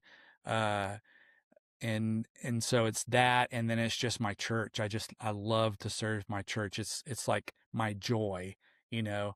Yeah. uh I mean, I it seems so like cliched, but like, our pastor will be like, oh man, Jay, thanks for serving, and I always go, like they say at Chick-fil-A, my pleasure. It's a pleasure to serve, you know? Exactly. I And it love that. really, it is, it's my pleasure because it's my joy, to get to serve. Yeah. So, No, I love that. And I love that it's like, and I'm sure there's a lot of other people where that will resonate because it's like, you don't want, it's not that like I serve on Sunday so that I could be remembered for being a bass player. right, What it's really about is saying like, I've been given a talent and I'm using that talent out of direct obedience. Like, right. I want to connect with this church. I want to be part of this community. I want to uh, use this for God's glory. We always challenge our kids. Like, my son Davy is very talented in a lot of things like art and stuff like that. And we're always trying to encourage him, like, how can you use that talent Yeah. for the advancement of God's kingdom, Mhm. right? Yeah. And so, just having the opportunity to play on Yes. Sundays or Wednesdays or whatever day, it's like, okay, here's a direct correlation between a talent that God gave me and me using that talent for the advancement of his kingdom, not for myself, not for my own Right. platform or anything like that, but for that. Right. It's cool that oh, I got to play in some bands in LA or whatever, but that's not what I want my Right. kids to see from me. I want them to see Right. obedience with talent that's been given Right. to me, you know? Yes. And when I Yeah. say talent, I mean, you know, like No, it's okay. listeners, don't let Josh fool you. He is a lot more talented than he likes to admit. Nah, it's fine. It's fine. Um, okay, so where do we go from here? I'm not used to like if this feels choppy and not as smooth as like Jay Slay in terms of hosting. It's because I don't really know what I'm doing here. But Oh, you're um, good. so I think it is a good pivot point because you did mention uh, the podcast and we've talked to a lot of bassists over the last year, or at least you have. I've talked Yeah. to half as many as you, or Yeah. a quarter. Um, what themes keep showing up as you talk to them? Uh let's see. What I have really appreciated is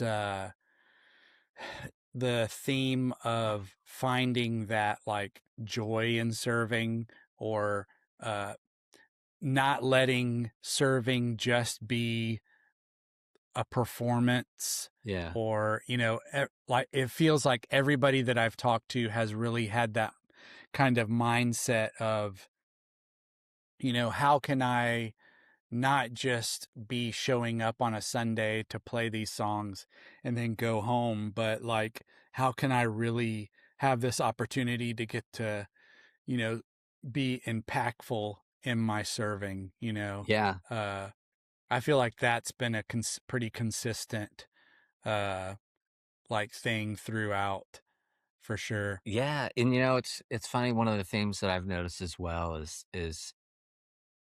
uh, is the emphasis that a lot of people put, or a lot of guests have talked about, from like, where's your heart at and where are Right. you going? And I love that because that to me is like whatever the opposite of an indictment is. It's like that to me is like if you're going to put your fingers on the pulse for like, hey, Right. what's the health of the worship based community, right?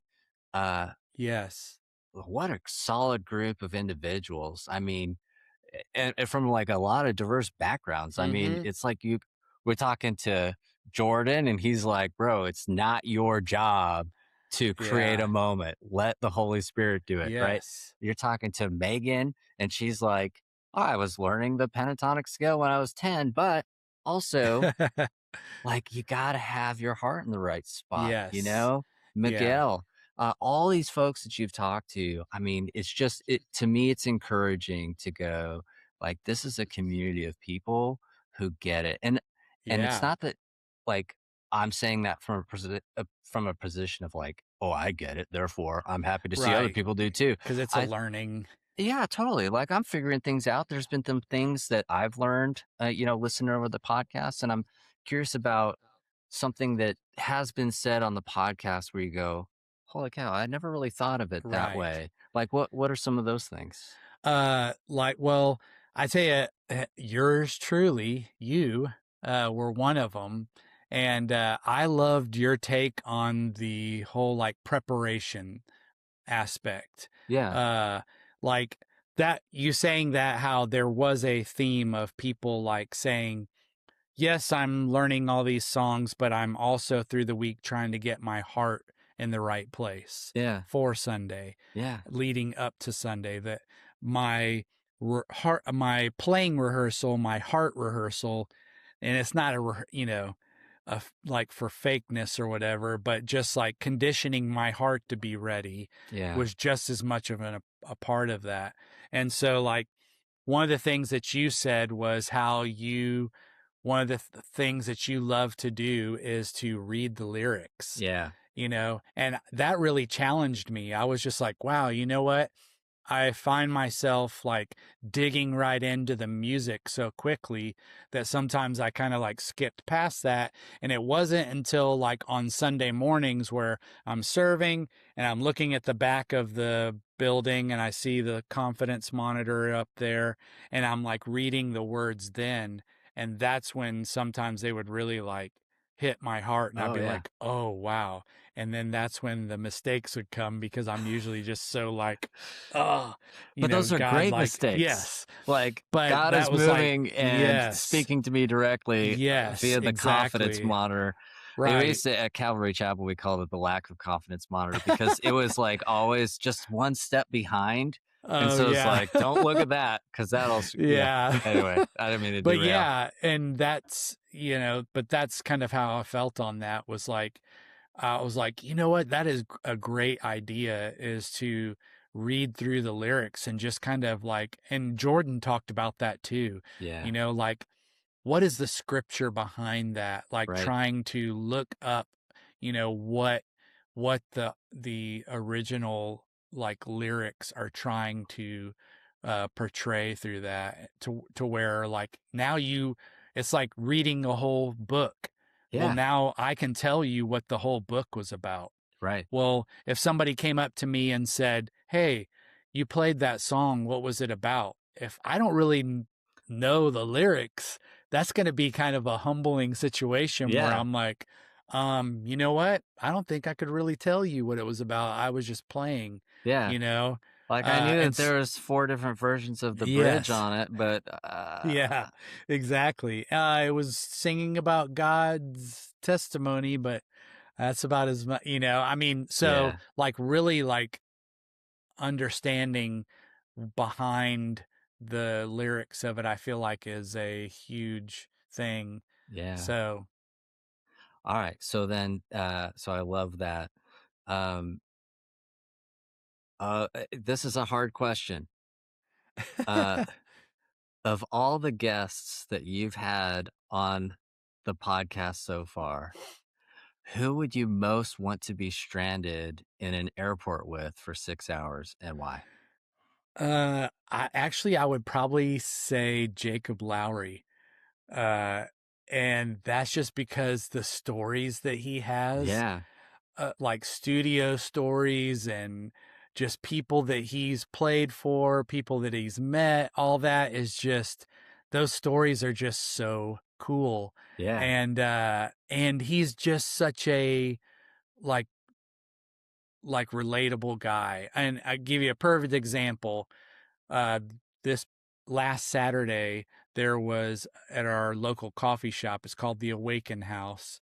It's this old house that got turned into a It coffee has shop. awoken. Yes. Yes. As a coffee shop. And it's sitting on this nice piece of property, has all this like where kids can run around outdoor, all this stuff. And once a month they do this like second Saturday thing and they'll bring some like musicians and it's just kind of singer-songwriter, just like an acoustic or something like that. And Jacob's daughter, Mabel, actually sang and played. And Jacob showed up and as soon as I saw him, like he was like, "Hey," came over, gave me a hug, and he's like, "Yeah, I'm fixing to play some guitar for my daughter." And so he got up there and played some acoustic. And then afterwards, I was just talking with him about. I was like, "Hey, I'm just curious." I said, "Are you still planning to do a like bass summit again this year?" And he's like, "Man," he goes, "it's been so crazy. I just haven't had the opportunity to really like plan it out."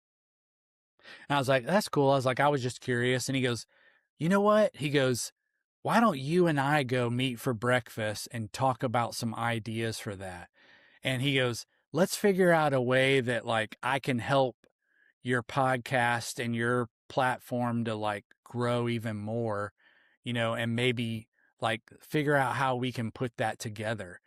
And so like nothing that I had even brought up about Yeah. that. And he's like bringing it up and like, just like, how can I help? That is like a perfect example of kind of how he is. Yeah. He just cares about people. And that's just really cool, especially like all the people that he's played for.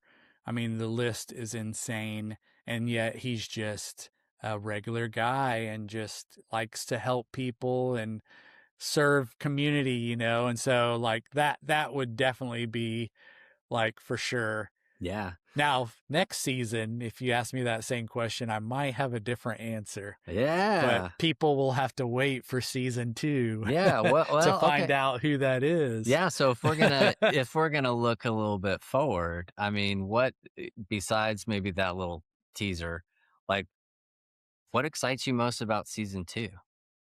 Probably just the same of what I don't think I'm trying to reinvent the wheel Right. on it. I feel like I've gotten a lot of really good feedback from people, which has been, which I love. I just so grateful for all the people that have taken a moment just to say, "Man, I love this podcast. I'm so glad I found it."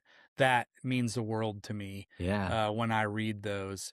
Uh, so, but some cool things coming down for second season is you and I are making plans to go to NAM. We've already got our place to stay booked. Stoked. So that is going to be a lot of fun getting to do that.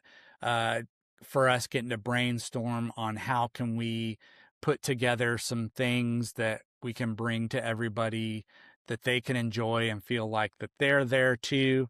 That is like my goal is like the inclusion of bringing everybody along for that. So, Yeah. uh, so that is definitely a thing. And then I'm just going to go ahead and spill the beans. Are you?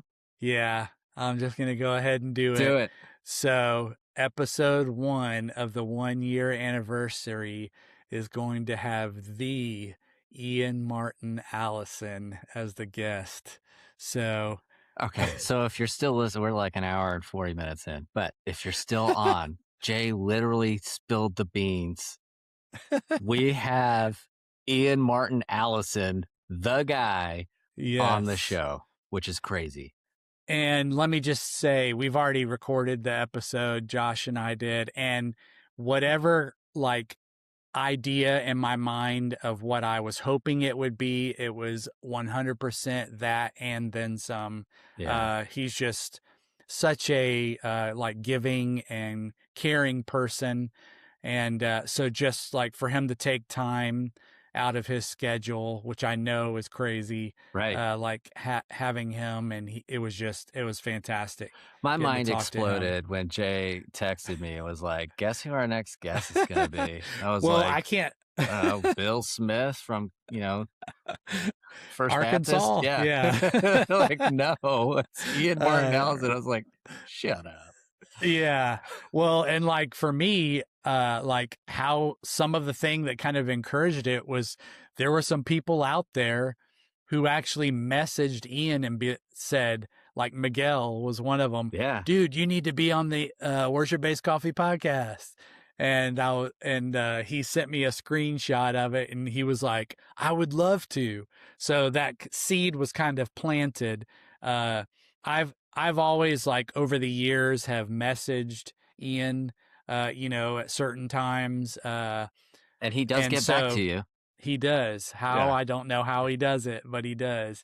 But so he kind of knew who I was. So I had finally reached out to him and was like, "Hey, what's your availability, and would you be willing to come on?" And he was like, "Absolutely, let's make it happen." Yeah. So No, yeah, that's awesome. So it was incredible, like him coming on and yes, you're like, hello. So it's a yeah, really great episode. I'm really looking forward to that. Are there yeah, uh other guests that you're hoping to have on for season 2 or people that you're yes. because you've proven once through 30 years of marriage that by starting a little That's information right. campaign can help you out. So Yeah, who exactly. do we need to activate the network to get on here?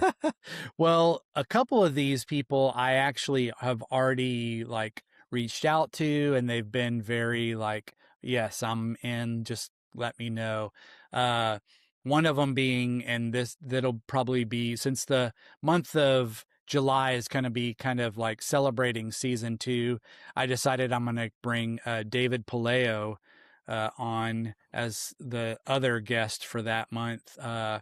It'll be might be a little bit of a different setup compared to what we normally do, because we're going to be doing it in person, he and I, which would be cool. Just to kind of have a little bit of, I was just thinking for some of the local people like that, it might be cool, just a different vibe to Yeah. do some of those. So I'm going to be talking with him all things Bethel and all things Paleo guitars. So that'll be a lot of fun. Another one, of course, at some point I have to get is David Curran. Would be amazing to have him on. Uh, just obviously he just the knowledge and the people that he's played for is incredible. I've kind of already met him, so there's kind of that little bit of opening there that I can reach out to him. So definitely that's gonna be another one. Nick Edwards, want to reach out to him. Elevation Rhythm Yeah. guy. He's fantastic Yeah. too. So that's a couple of the people that are on my wish list. Yeah. And so that'll hopefully those will come. But then also I still really want to stay in the uh realm of interviewing the guys that are just like us, Yeah. that work the jobs and show up on Sundays. Totally.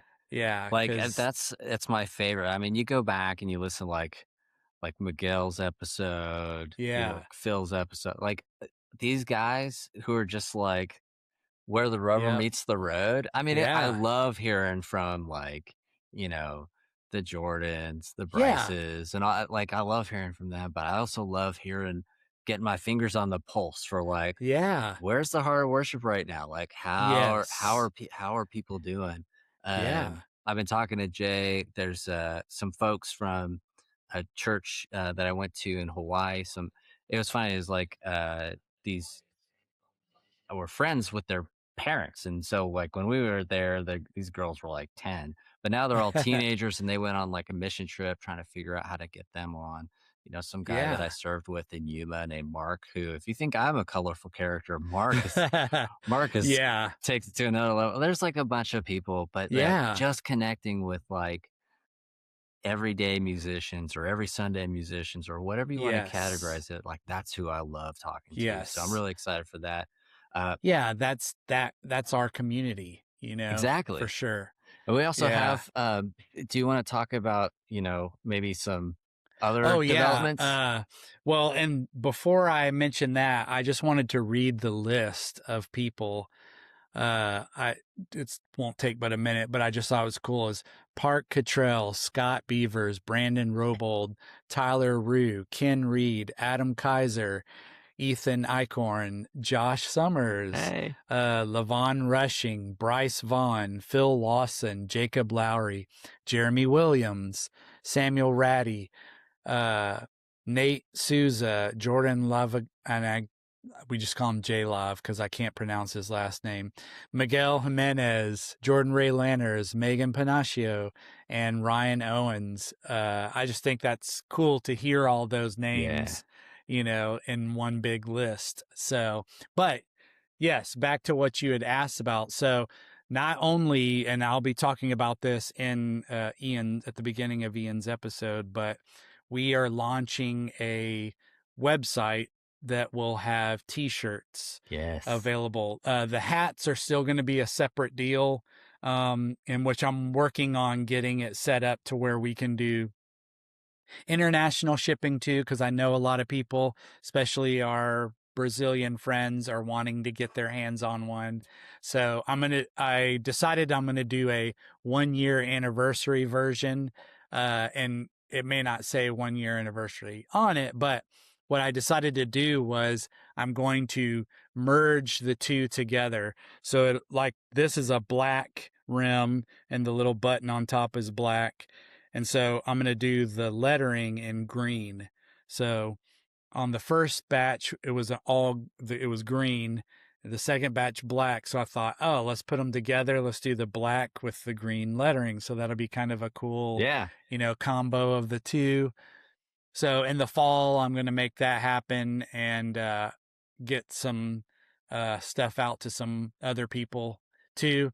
But the website is going to have some t-shirts, and they're going to be ones that Josh and I have designed together, come up with some really cool designs that I think y'all will love, and it should be a lot of fun. Yeah. And those are going to be on the website, and people can purchase those anywhere in the world, and it's shipped straight from there.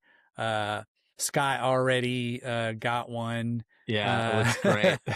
And it looks great. So anyway, so that those things are going to be available, so you'll hear us talking about it more pretty soon. So that'll be awesome. More for you to show your love for the worship-based coffee. Yeah. All right. So if we're going to land, I can't land a plane without putting you through a little rapid fire. Okay? Yes, we got to have rapid fire. So let's rapid fire this one. And I think you probably already know the questions because you're generally the one answering it. Sure, yes. But let's do this. Rapid fire. Flats or rounds? Or both if you have 4 bases. That's a really hard one to answer, actually. I would say my go-to is immediately to say rounds, because that's what I use on Sunday mornings. But man, like the flat wounds that I have on my Hofner are the same ones that came on it when I got it in 2018. Hey-o. So they're like really broken in. They're really thumpy. They just sound so mellow and so amazing. But if you're asking me what am I probably going to play on the regular, it's going to be rounds. Yeah. And I like the NYXLs. I like their brightness, but then a little bit of warmth that they have with the nickel. Dude, when I played like a big boy bass, you know, like just a regular P bass, you had the NYXL nickels, and those to me were like chef's kiss. Yeah. Yeah, they're great. All right, next question. Rapid fire, P bass or J bass? I'm going to have to say J bass, because like Paleo did it for me. Yeah. I've probably owned 5 or 6 J basses over the years, and just have never been happy, never been satisfied with them. And whatever the concoction of things that David put together on this one, I just absolutely love it. I love how it sounds. I love how it feels, everything. And it's just, so now it's become my go-to. All right. Passive or active basses? Definitely passive. I actually don't even own. I've only had in the past probably 5 years, one active, and it was the one I literally, this is going to sound really lame, but whatever. I bought the bass just for that live album, and then turned around and sold it afterwards. And that was the 5-string, because I wanted a 5-string, and I knew Brandon Robold had it. It was the Fender American Ultra 5-string. And you're like, I need a 5-string. I'm gonna buy this $3,000 Fender Ultra. No, actually, this one I think was only like $1,400, brand new at the time. So anyway, got that, and then I ended up recouping my money from it, so sold it for the same amount that I bought it for. So it's like a rental. I hate active basses. I repaired. Somebody brought over a jazz bass. I think I shared the picture with you and Scott. Yes, that's right. I was like, as soon as I pulled the control plate to see what was going on, I was like, oh no. Yeah, rat's nest. Yeah. But yeah, it was a great bass. I used it for, I think it was just 2 songs on that whole, but one of them, it was like this kind of, it sounded like a Chevy truck commercial. It was just this kind of like, I mean, in fact, they even took, as a joke, sent out to everybody a video of like trucks driving over rough terrain and having bricks dropped in the back of it, and played that song over it. Is it like a Bob Seger song or something? No, but it like you'd have to listen to it. Yeah. to hear the vibe of it, but right. it totally has that like 1990s Chevy truck commercial vibe to I it. love that. So, but yeah, so that was the main reason why I got it, was for that. But then I also used it for That's My King as well. So, All right, back to rapid fire. yeah. Beatles or Motown? Oh man, that's Yeah. really hard for me because I probably say Motown still. I Wow. just Phil like I James love Jamerson. Yeah. yes. Come on. That the magic of that bass sound just like puts it, I mean, like talking about it now I'm getting goosebumps. Goosebumps. Yeah. Like it just that P bass sound is just so like amazing. And so like, and you know, it was a huge influence on Paul. Paul talked Yeah. about that. Yeah. So There you go. yeah. No, I'm some inconsistencies here. P bass or J bass? I go with the J bass, and yet That's right. the Motown P bass can't be I know beat. that's true. It What a can't. conundrum. All right, coffee or sleep? Sleep Oh every yeah, time. yeah, Yeah. totally. Yeah, That's why I go to bed every night at like 8:30, 9 o'clock, yeah. I'll text because I Jay have at to, like yeah, 8:30. I'm like, hey bro, can you check this out? He'll be like, I'll yeah, see you in the morning. in the morning. Okay, yeah, Yeah. Cause I'm getting up at 4:30 in the morning. yeah. So, One bass for the rest of your life. if truthfully, if I had to pick one, uh, it would probably be my Pinot. Like that one I got that one the same year that I got my, uh, Beetle Hofner, and it just, I don't know, there's just something about the shape, the sound. It has always like been the bar to which every bass I like compared it to. So if like I could only have one, it would probably be that one. And what pedal would be your desert island pedal to pair your Pinot with? Well, then it would have to be the Noble for sure. Yeah, there you Would go. have to be, because the Yeah. two of those together would just be incredible. Now, second, like one A and 1B would be the tone hammer, only because then I could have some dirt with it, Yeah. all in one kind of thing. But like the Noble for sure, just the cleanness of it, it sounds incredible. So What everybody just witnessed is how it happens for people who have pedals. They're like, okay, so you know what? I'm just gonna get this. And you're right. like, actually, you know what would be great with this? Just like it's a one bit. Like, let me just think about Yeah, this for a let me second. Like, let me just, just, yeah. maybe if I just had a little extra dirt, we'll do Yes. one more pedal. And then it's like, ooh, but you know, it'd be even better. It's like if I had As some I had a, octave. Yeah. yeah, and or another gain Or another stage gain of dirt. stage. Yeah, just I feel like there's an in between. That's how it Yeah. starts. If you haven't Yes. started, don't. Just save your pennies, get your Pinot Yes, base, get your exactly. Noble, and then just end it. Yeah. Maybe get a compression. See, look at I'm doing it. I'm like, Yeah. maybe a compressor too. Yeah. Yeah, you can't do that. No.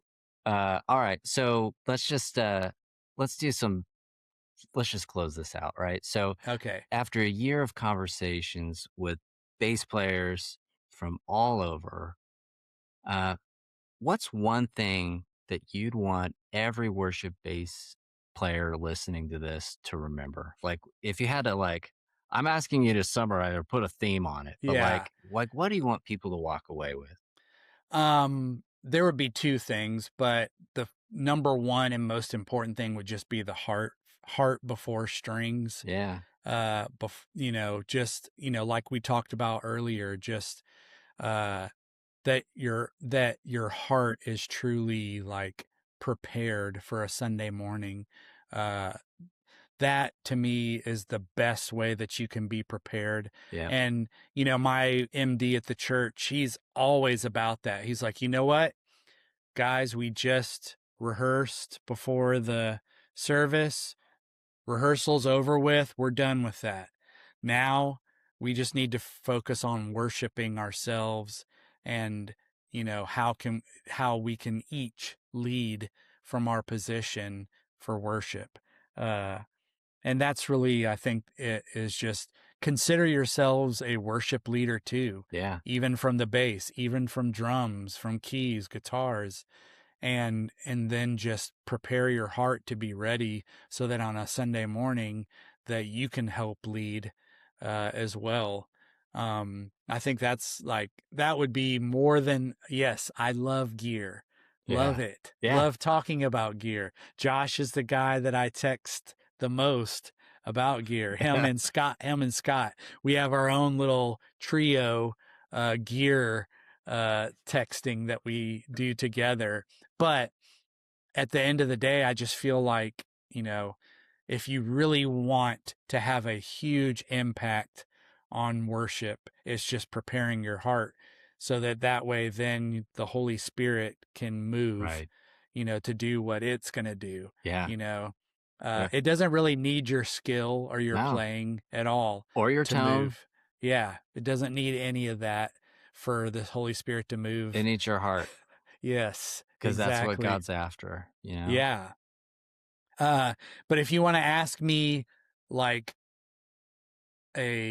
technically, like musically, I would say, man, like, yes, I understand that you watch Instagram videos and you see these people play and the micro synth is on and they're just playing these like synth overtone licks and you're just like, oh, that lick is dope and all this stuff. But like, yes, that all that stuff can help, like to make us, but man, serve the song. Like Yeah. I always felt like, oh, well, then maybe this is just a me thing.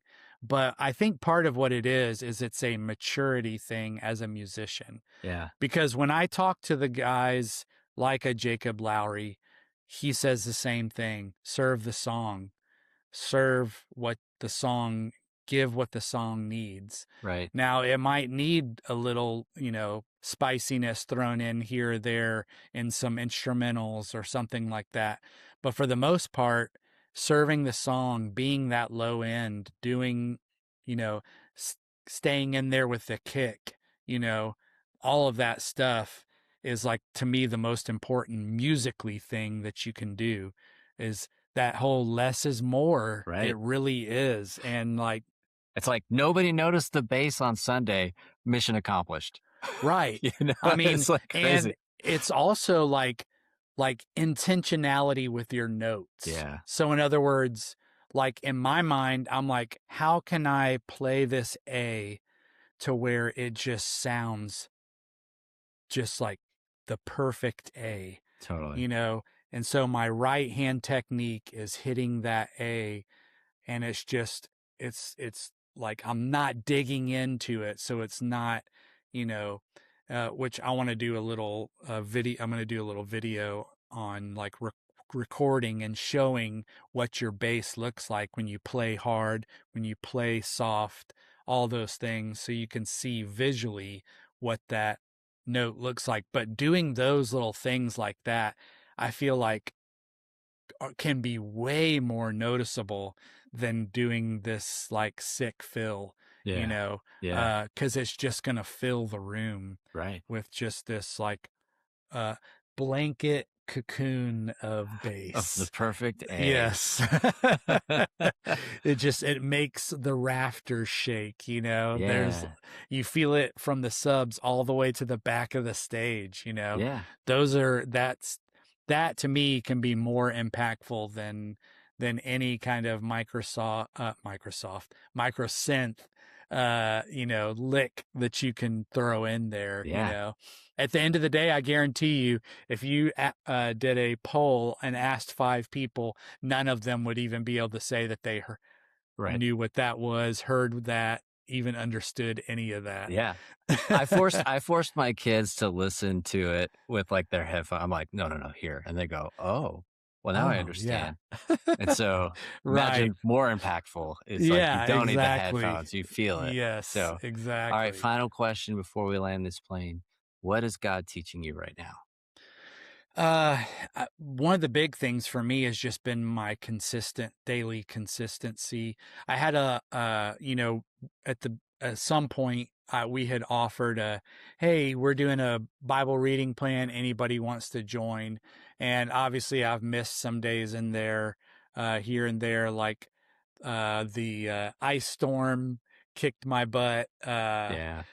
All kinds of different things like that. And Miguel and I were messaging back and forth. And one of the things that he said that he did was he started on his drive into work, started using the audio thing where it like read the scripture to him Nice. in the car. And I was like, oh, that's absolutely amazing, because then I can make good opportunity of my drive and I can just listen to it read to me. Yeah. And so that has helped me to be more like consistent, because I really want to read in the Yeah. Bible more.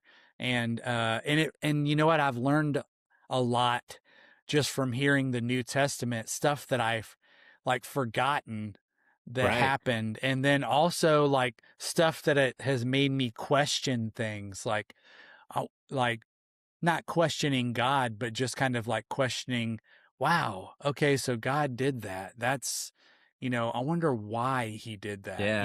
and so little things like that that is, uh, I think been impactful to me. But the biggest things have just been having that consistency of wanting to be in the word more, Yeah. and also letting that be some of my preparation for Sunday mornings. Totally. So, Well, you're not alone in that. Like, it's like in learning discipline to be in the word. I mean, yeah, it's been a struggle for me, yeah, but just putting down some consistency and just getting better and better. And what you start realizing, or what I've realized, and what I've been taught this year and a half or so, is that the true meaning of like this is a living word. Meaning, right. it's like you can say, "Oh, yeah, I've read this passage a million times," or whatever. Every single time you read it, there's something new that the Holy Spirit's gonna be Yes. saying to you. Yeah. And so, Mm-hmm. so I love that journey, that you're on, and that little tip to Yeah. Miguel. I love Miguel. He DMs me sometimes. We have a little Yeah. chat, He's such a good dude, Yes. and so I think that that's great. Just learning Yeah. in this season the consistency of obedience and discipline Right. and just continuing to further your relationship with the Lord, I think I love that. Yeah, and you know what? It's just like getting better at the bass. Obviously, you don't just start out like playing the bass awesome. You have to like put in the time, uh rehearsing consistently. And I think that's the same thing as reading your Bible. Like, Yeah. to get better at reading your Bible or being in his word, you have to rehearse that, Yeah. in a sense, to get better at it. Yeah. When I was in the Uh Marine Corps, they're like, you know what the key to doing more pull-ups is? Do more pull-ups. Yeah. Just do, you know what I mean? Right. You want a Yeah. close relationship with God and you want to be in the word more? Be in the word more, Yeah. you know? Yeah. Exactly. So I love that. Yeah. I love that. That's amazing. I guess this is the end. Yeah, Jay, you've You been did such a great. oh man. Stop. Keep going, keep going. I'm just kidding. No, dude, I've loved this conversation. I've loved that you've included me to bring me as a part of the worship-based coffee podcast Yeah. in any capacity. I was happy just being a interviewee, but getting to know you better and interview people Yeah. has been so great. I'm so uh thankful and excited for things that are going to be coming with season two. Yeah. Yeah, we start strong with Ian, and I think it just only gets stronger and stronger the more we Yeah. have these like heart-led discussions with Yes. people in this community. I think it's just such an encouragement. Yeah. So Oh, 100%. Yeah. so thank you for being a guest on your own show for Yeah. once. All right. Really appreciate you sharing your Well, story. Yeah, thanks for having me. All right. But yeah, thank you to everybody for listening. I know this is going to be, and I'll probably end up doing a little intro and outro thing for it, but obviously this is definitely going to hit the longest of the episodes. I win. You win. And we spent an hour troubleshooting the microphone. Oh my before. gosh. Let me just right now, please thank your family, for allowing you to be away for this morning. But, yes, it's obviously a little bit longer, but we felt like since this was kind of the wrap up to season 1 that, maybe that would be a cool thing to do. Just kind of reflecting and, sharing some about, who I am and stuff like that. So anyway, that is all the time that we have for today. And thank you all, guys, and we'll talk to you later. Thanks, Josh. Bye, guys. And welcome back to the Worship Based Coffee Studios. That was a lot of fun. Josh did such a great job of hosting that time, stepping into a different role. And you know what? It was really fun and cool to get to kind of hear things from his point of view behind the driver's seat. So that was a lot of fun. I really enjoyed getting to do that. Not that I enjoyed talking about myself, but just kind of getting to share some of the things that happened from this season and what we're looking forward to for the next season, as far as like guests and stuff like that. And speaking of guests, I'm sure you heard Mr. Ian Martin Allison is coming on for kicking off season 2. I'm so excited for y'all to hear that. And I was just fanboying out just getting to talk to him. He was so great to us with his time and just so kind. And I cannot even begin to say how much I appreciated him coming on and just sharing. And some of the moments in it were just like, this is just so good. And this is why he's a teacher. And he's such a good teacher, just so patient. And just the way that he explains things is just, so it's just great, So I'm really excited for y'all. If you can't tell, I'm really excited for y'all to get to hear that episode and for us to get to share that. And I'm really excited for, Josh and I shared a little bit about it, the merch store. I've had a bunch of people reaching out to me about these hats. If you're watching on YouTube, I'm wearing my Worship Based Coffee hat. I'm definitely going to do another batch of those probably in August. So the only thing that's keeping the delay is I'm trying to get something worked out to where my international people can also get one as well, because I really want them to have it too. The shirts that I'm going to have available, all of those are going to immediately be available for international shipping. It's through a shop that specializes in on-demand printing. And so I'm not going to have to like have them physically in stock, and they handle all the shipping and everything. So I'm still looking for options as far as how to get the hat thing worked out so that you guys can do that. But the shirts are really cool. Josh and I have come up with some great ideas on those, and I can't wait for y'all to see them. And there's some other stuff in there too. Of course, you can't be Worship Based Coffee and not have a coffee mug, kind of like this one here. If you're watching, I don't know what that is stuck on it, but if you're watching, basically just like this one. So that would be really cool. And there'll be a couple of different mug options for you to do, so you can sip some coffee out of your Worship Based Coffee mug, so which would be cool. Anyway, saying all that, thank you guys again. You guys have made this season what it is, and we're just going to try to keep plugging along for this year. Yes, I want to have some great guests for y'all to hear, but then I also want to have some of the guys that are just like us. And I feel like that's, that is the bread and butter. That is what we are really all about, is because I'm not a full-time musician. I work 40 hours a week. I, serve my family, and then I serve my church. And I know most of y'all out there, it's the same thing. So I really wanted to be able to have that be the core. But yes, I do still want to have some of the big names in the industry out there to come along and us talk to them. So, with that said, we'll have some of those sprinkled in, but I really want to get back to interviewing some of you guys out there. And so, Brandon Moore, if you're listening to this, you're coming on soon. And so, anyway, with all of that, I just want to pass along again a thank you to everybody who's been listening, everybody who reaches out and says something to me or to Josh. Thank you guys so much. Without, the whole saying, if a tree falls in the forest, will anybody hear it? Well, hey, I sent my podcast out there, or our podcast, and people have heard it, and it really feels good that it's giving something meaningful to you guys. I love doing it, and that's really been the key. Is It's been a lot of fun for me. And so anyway, with all of that said, guys, I just want to say thank you again.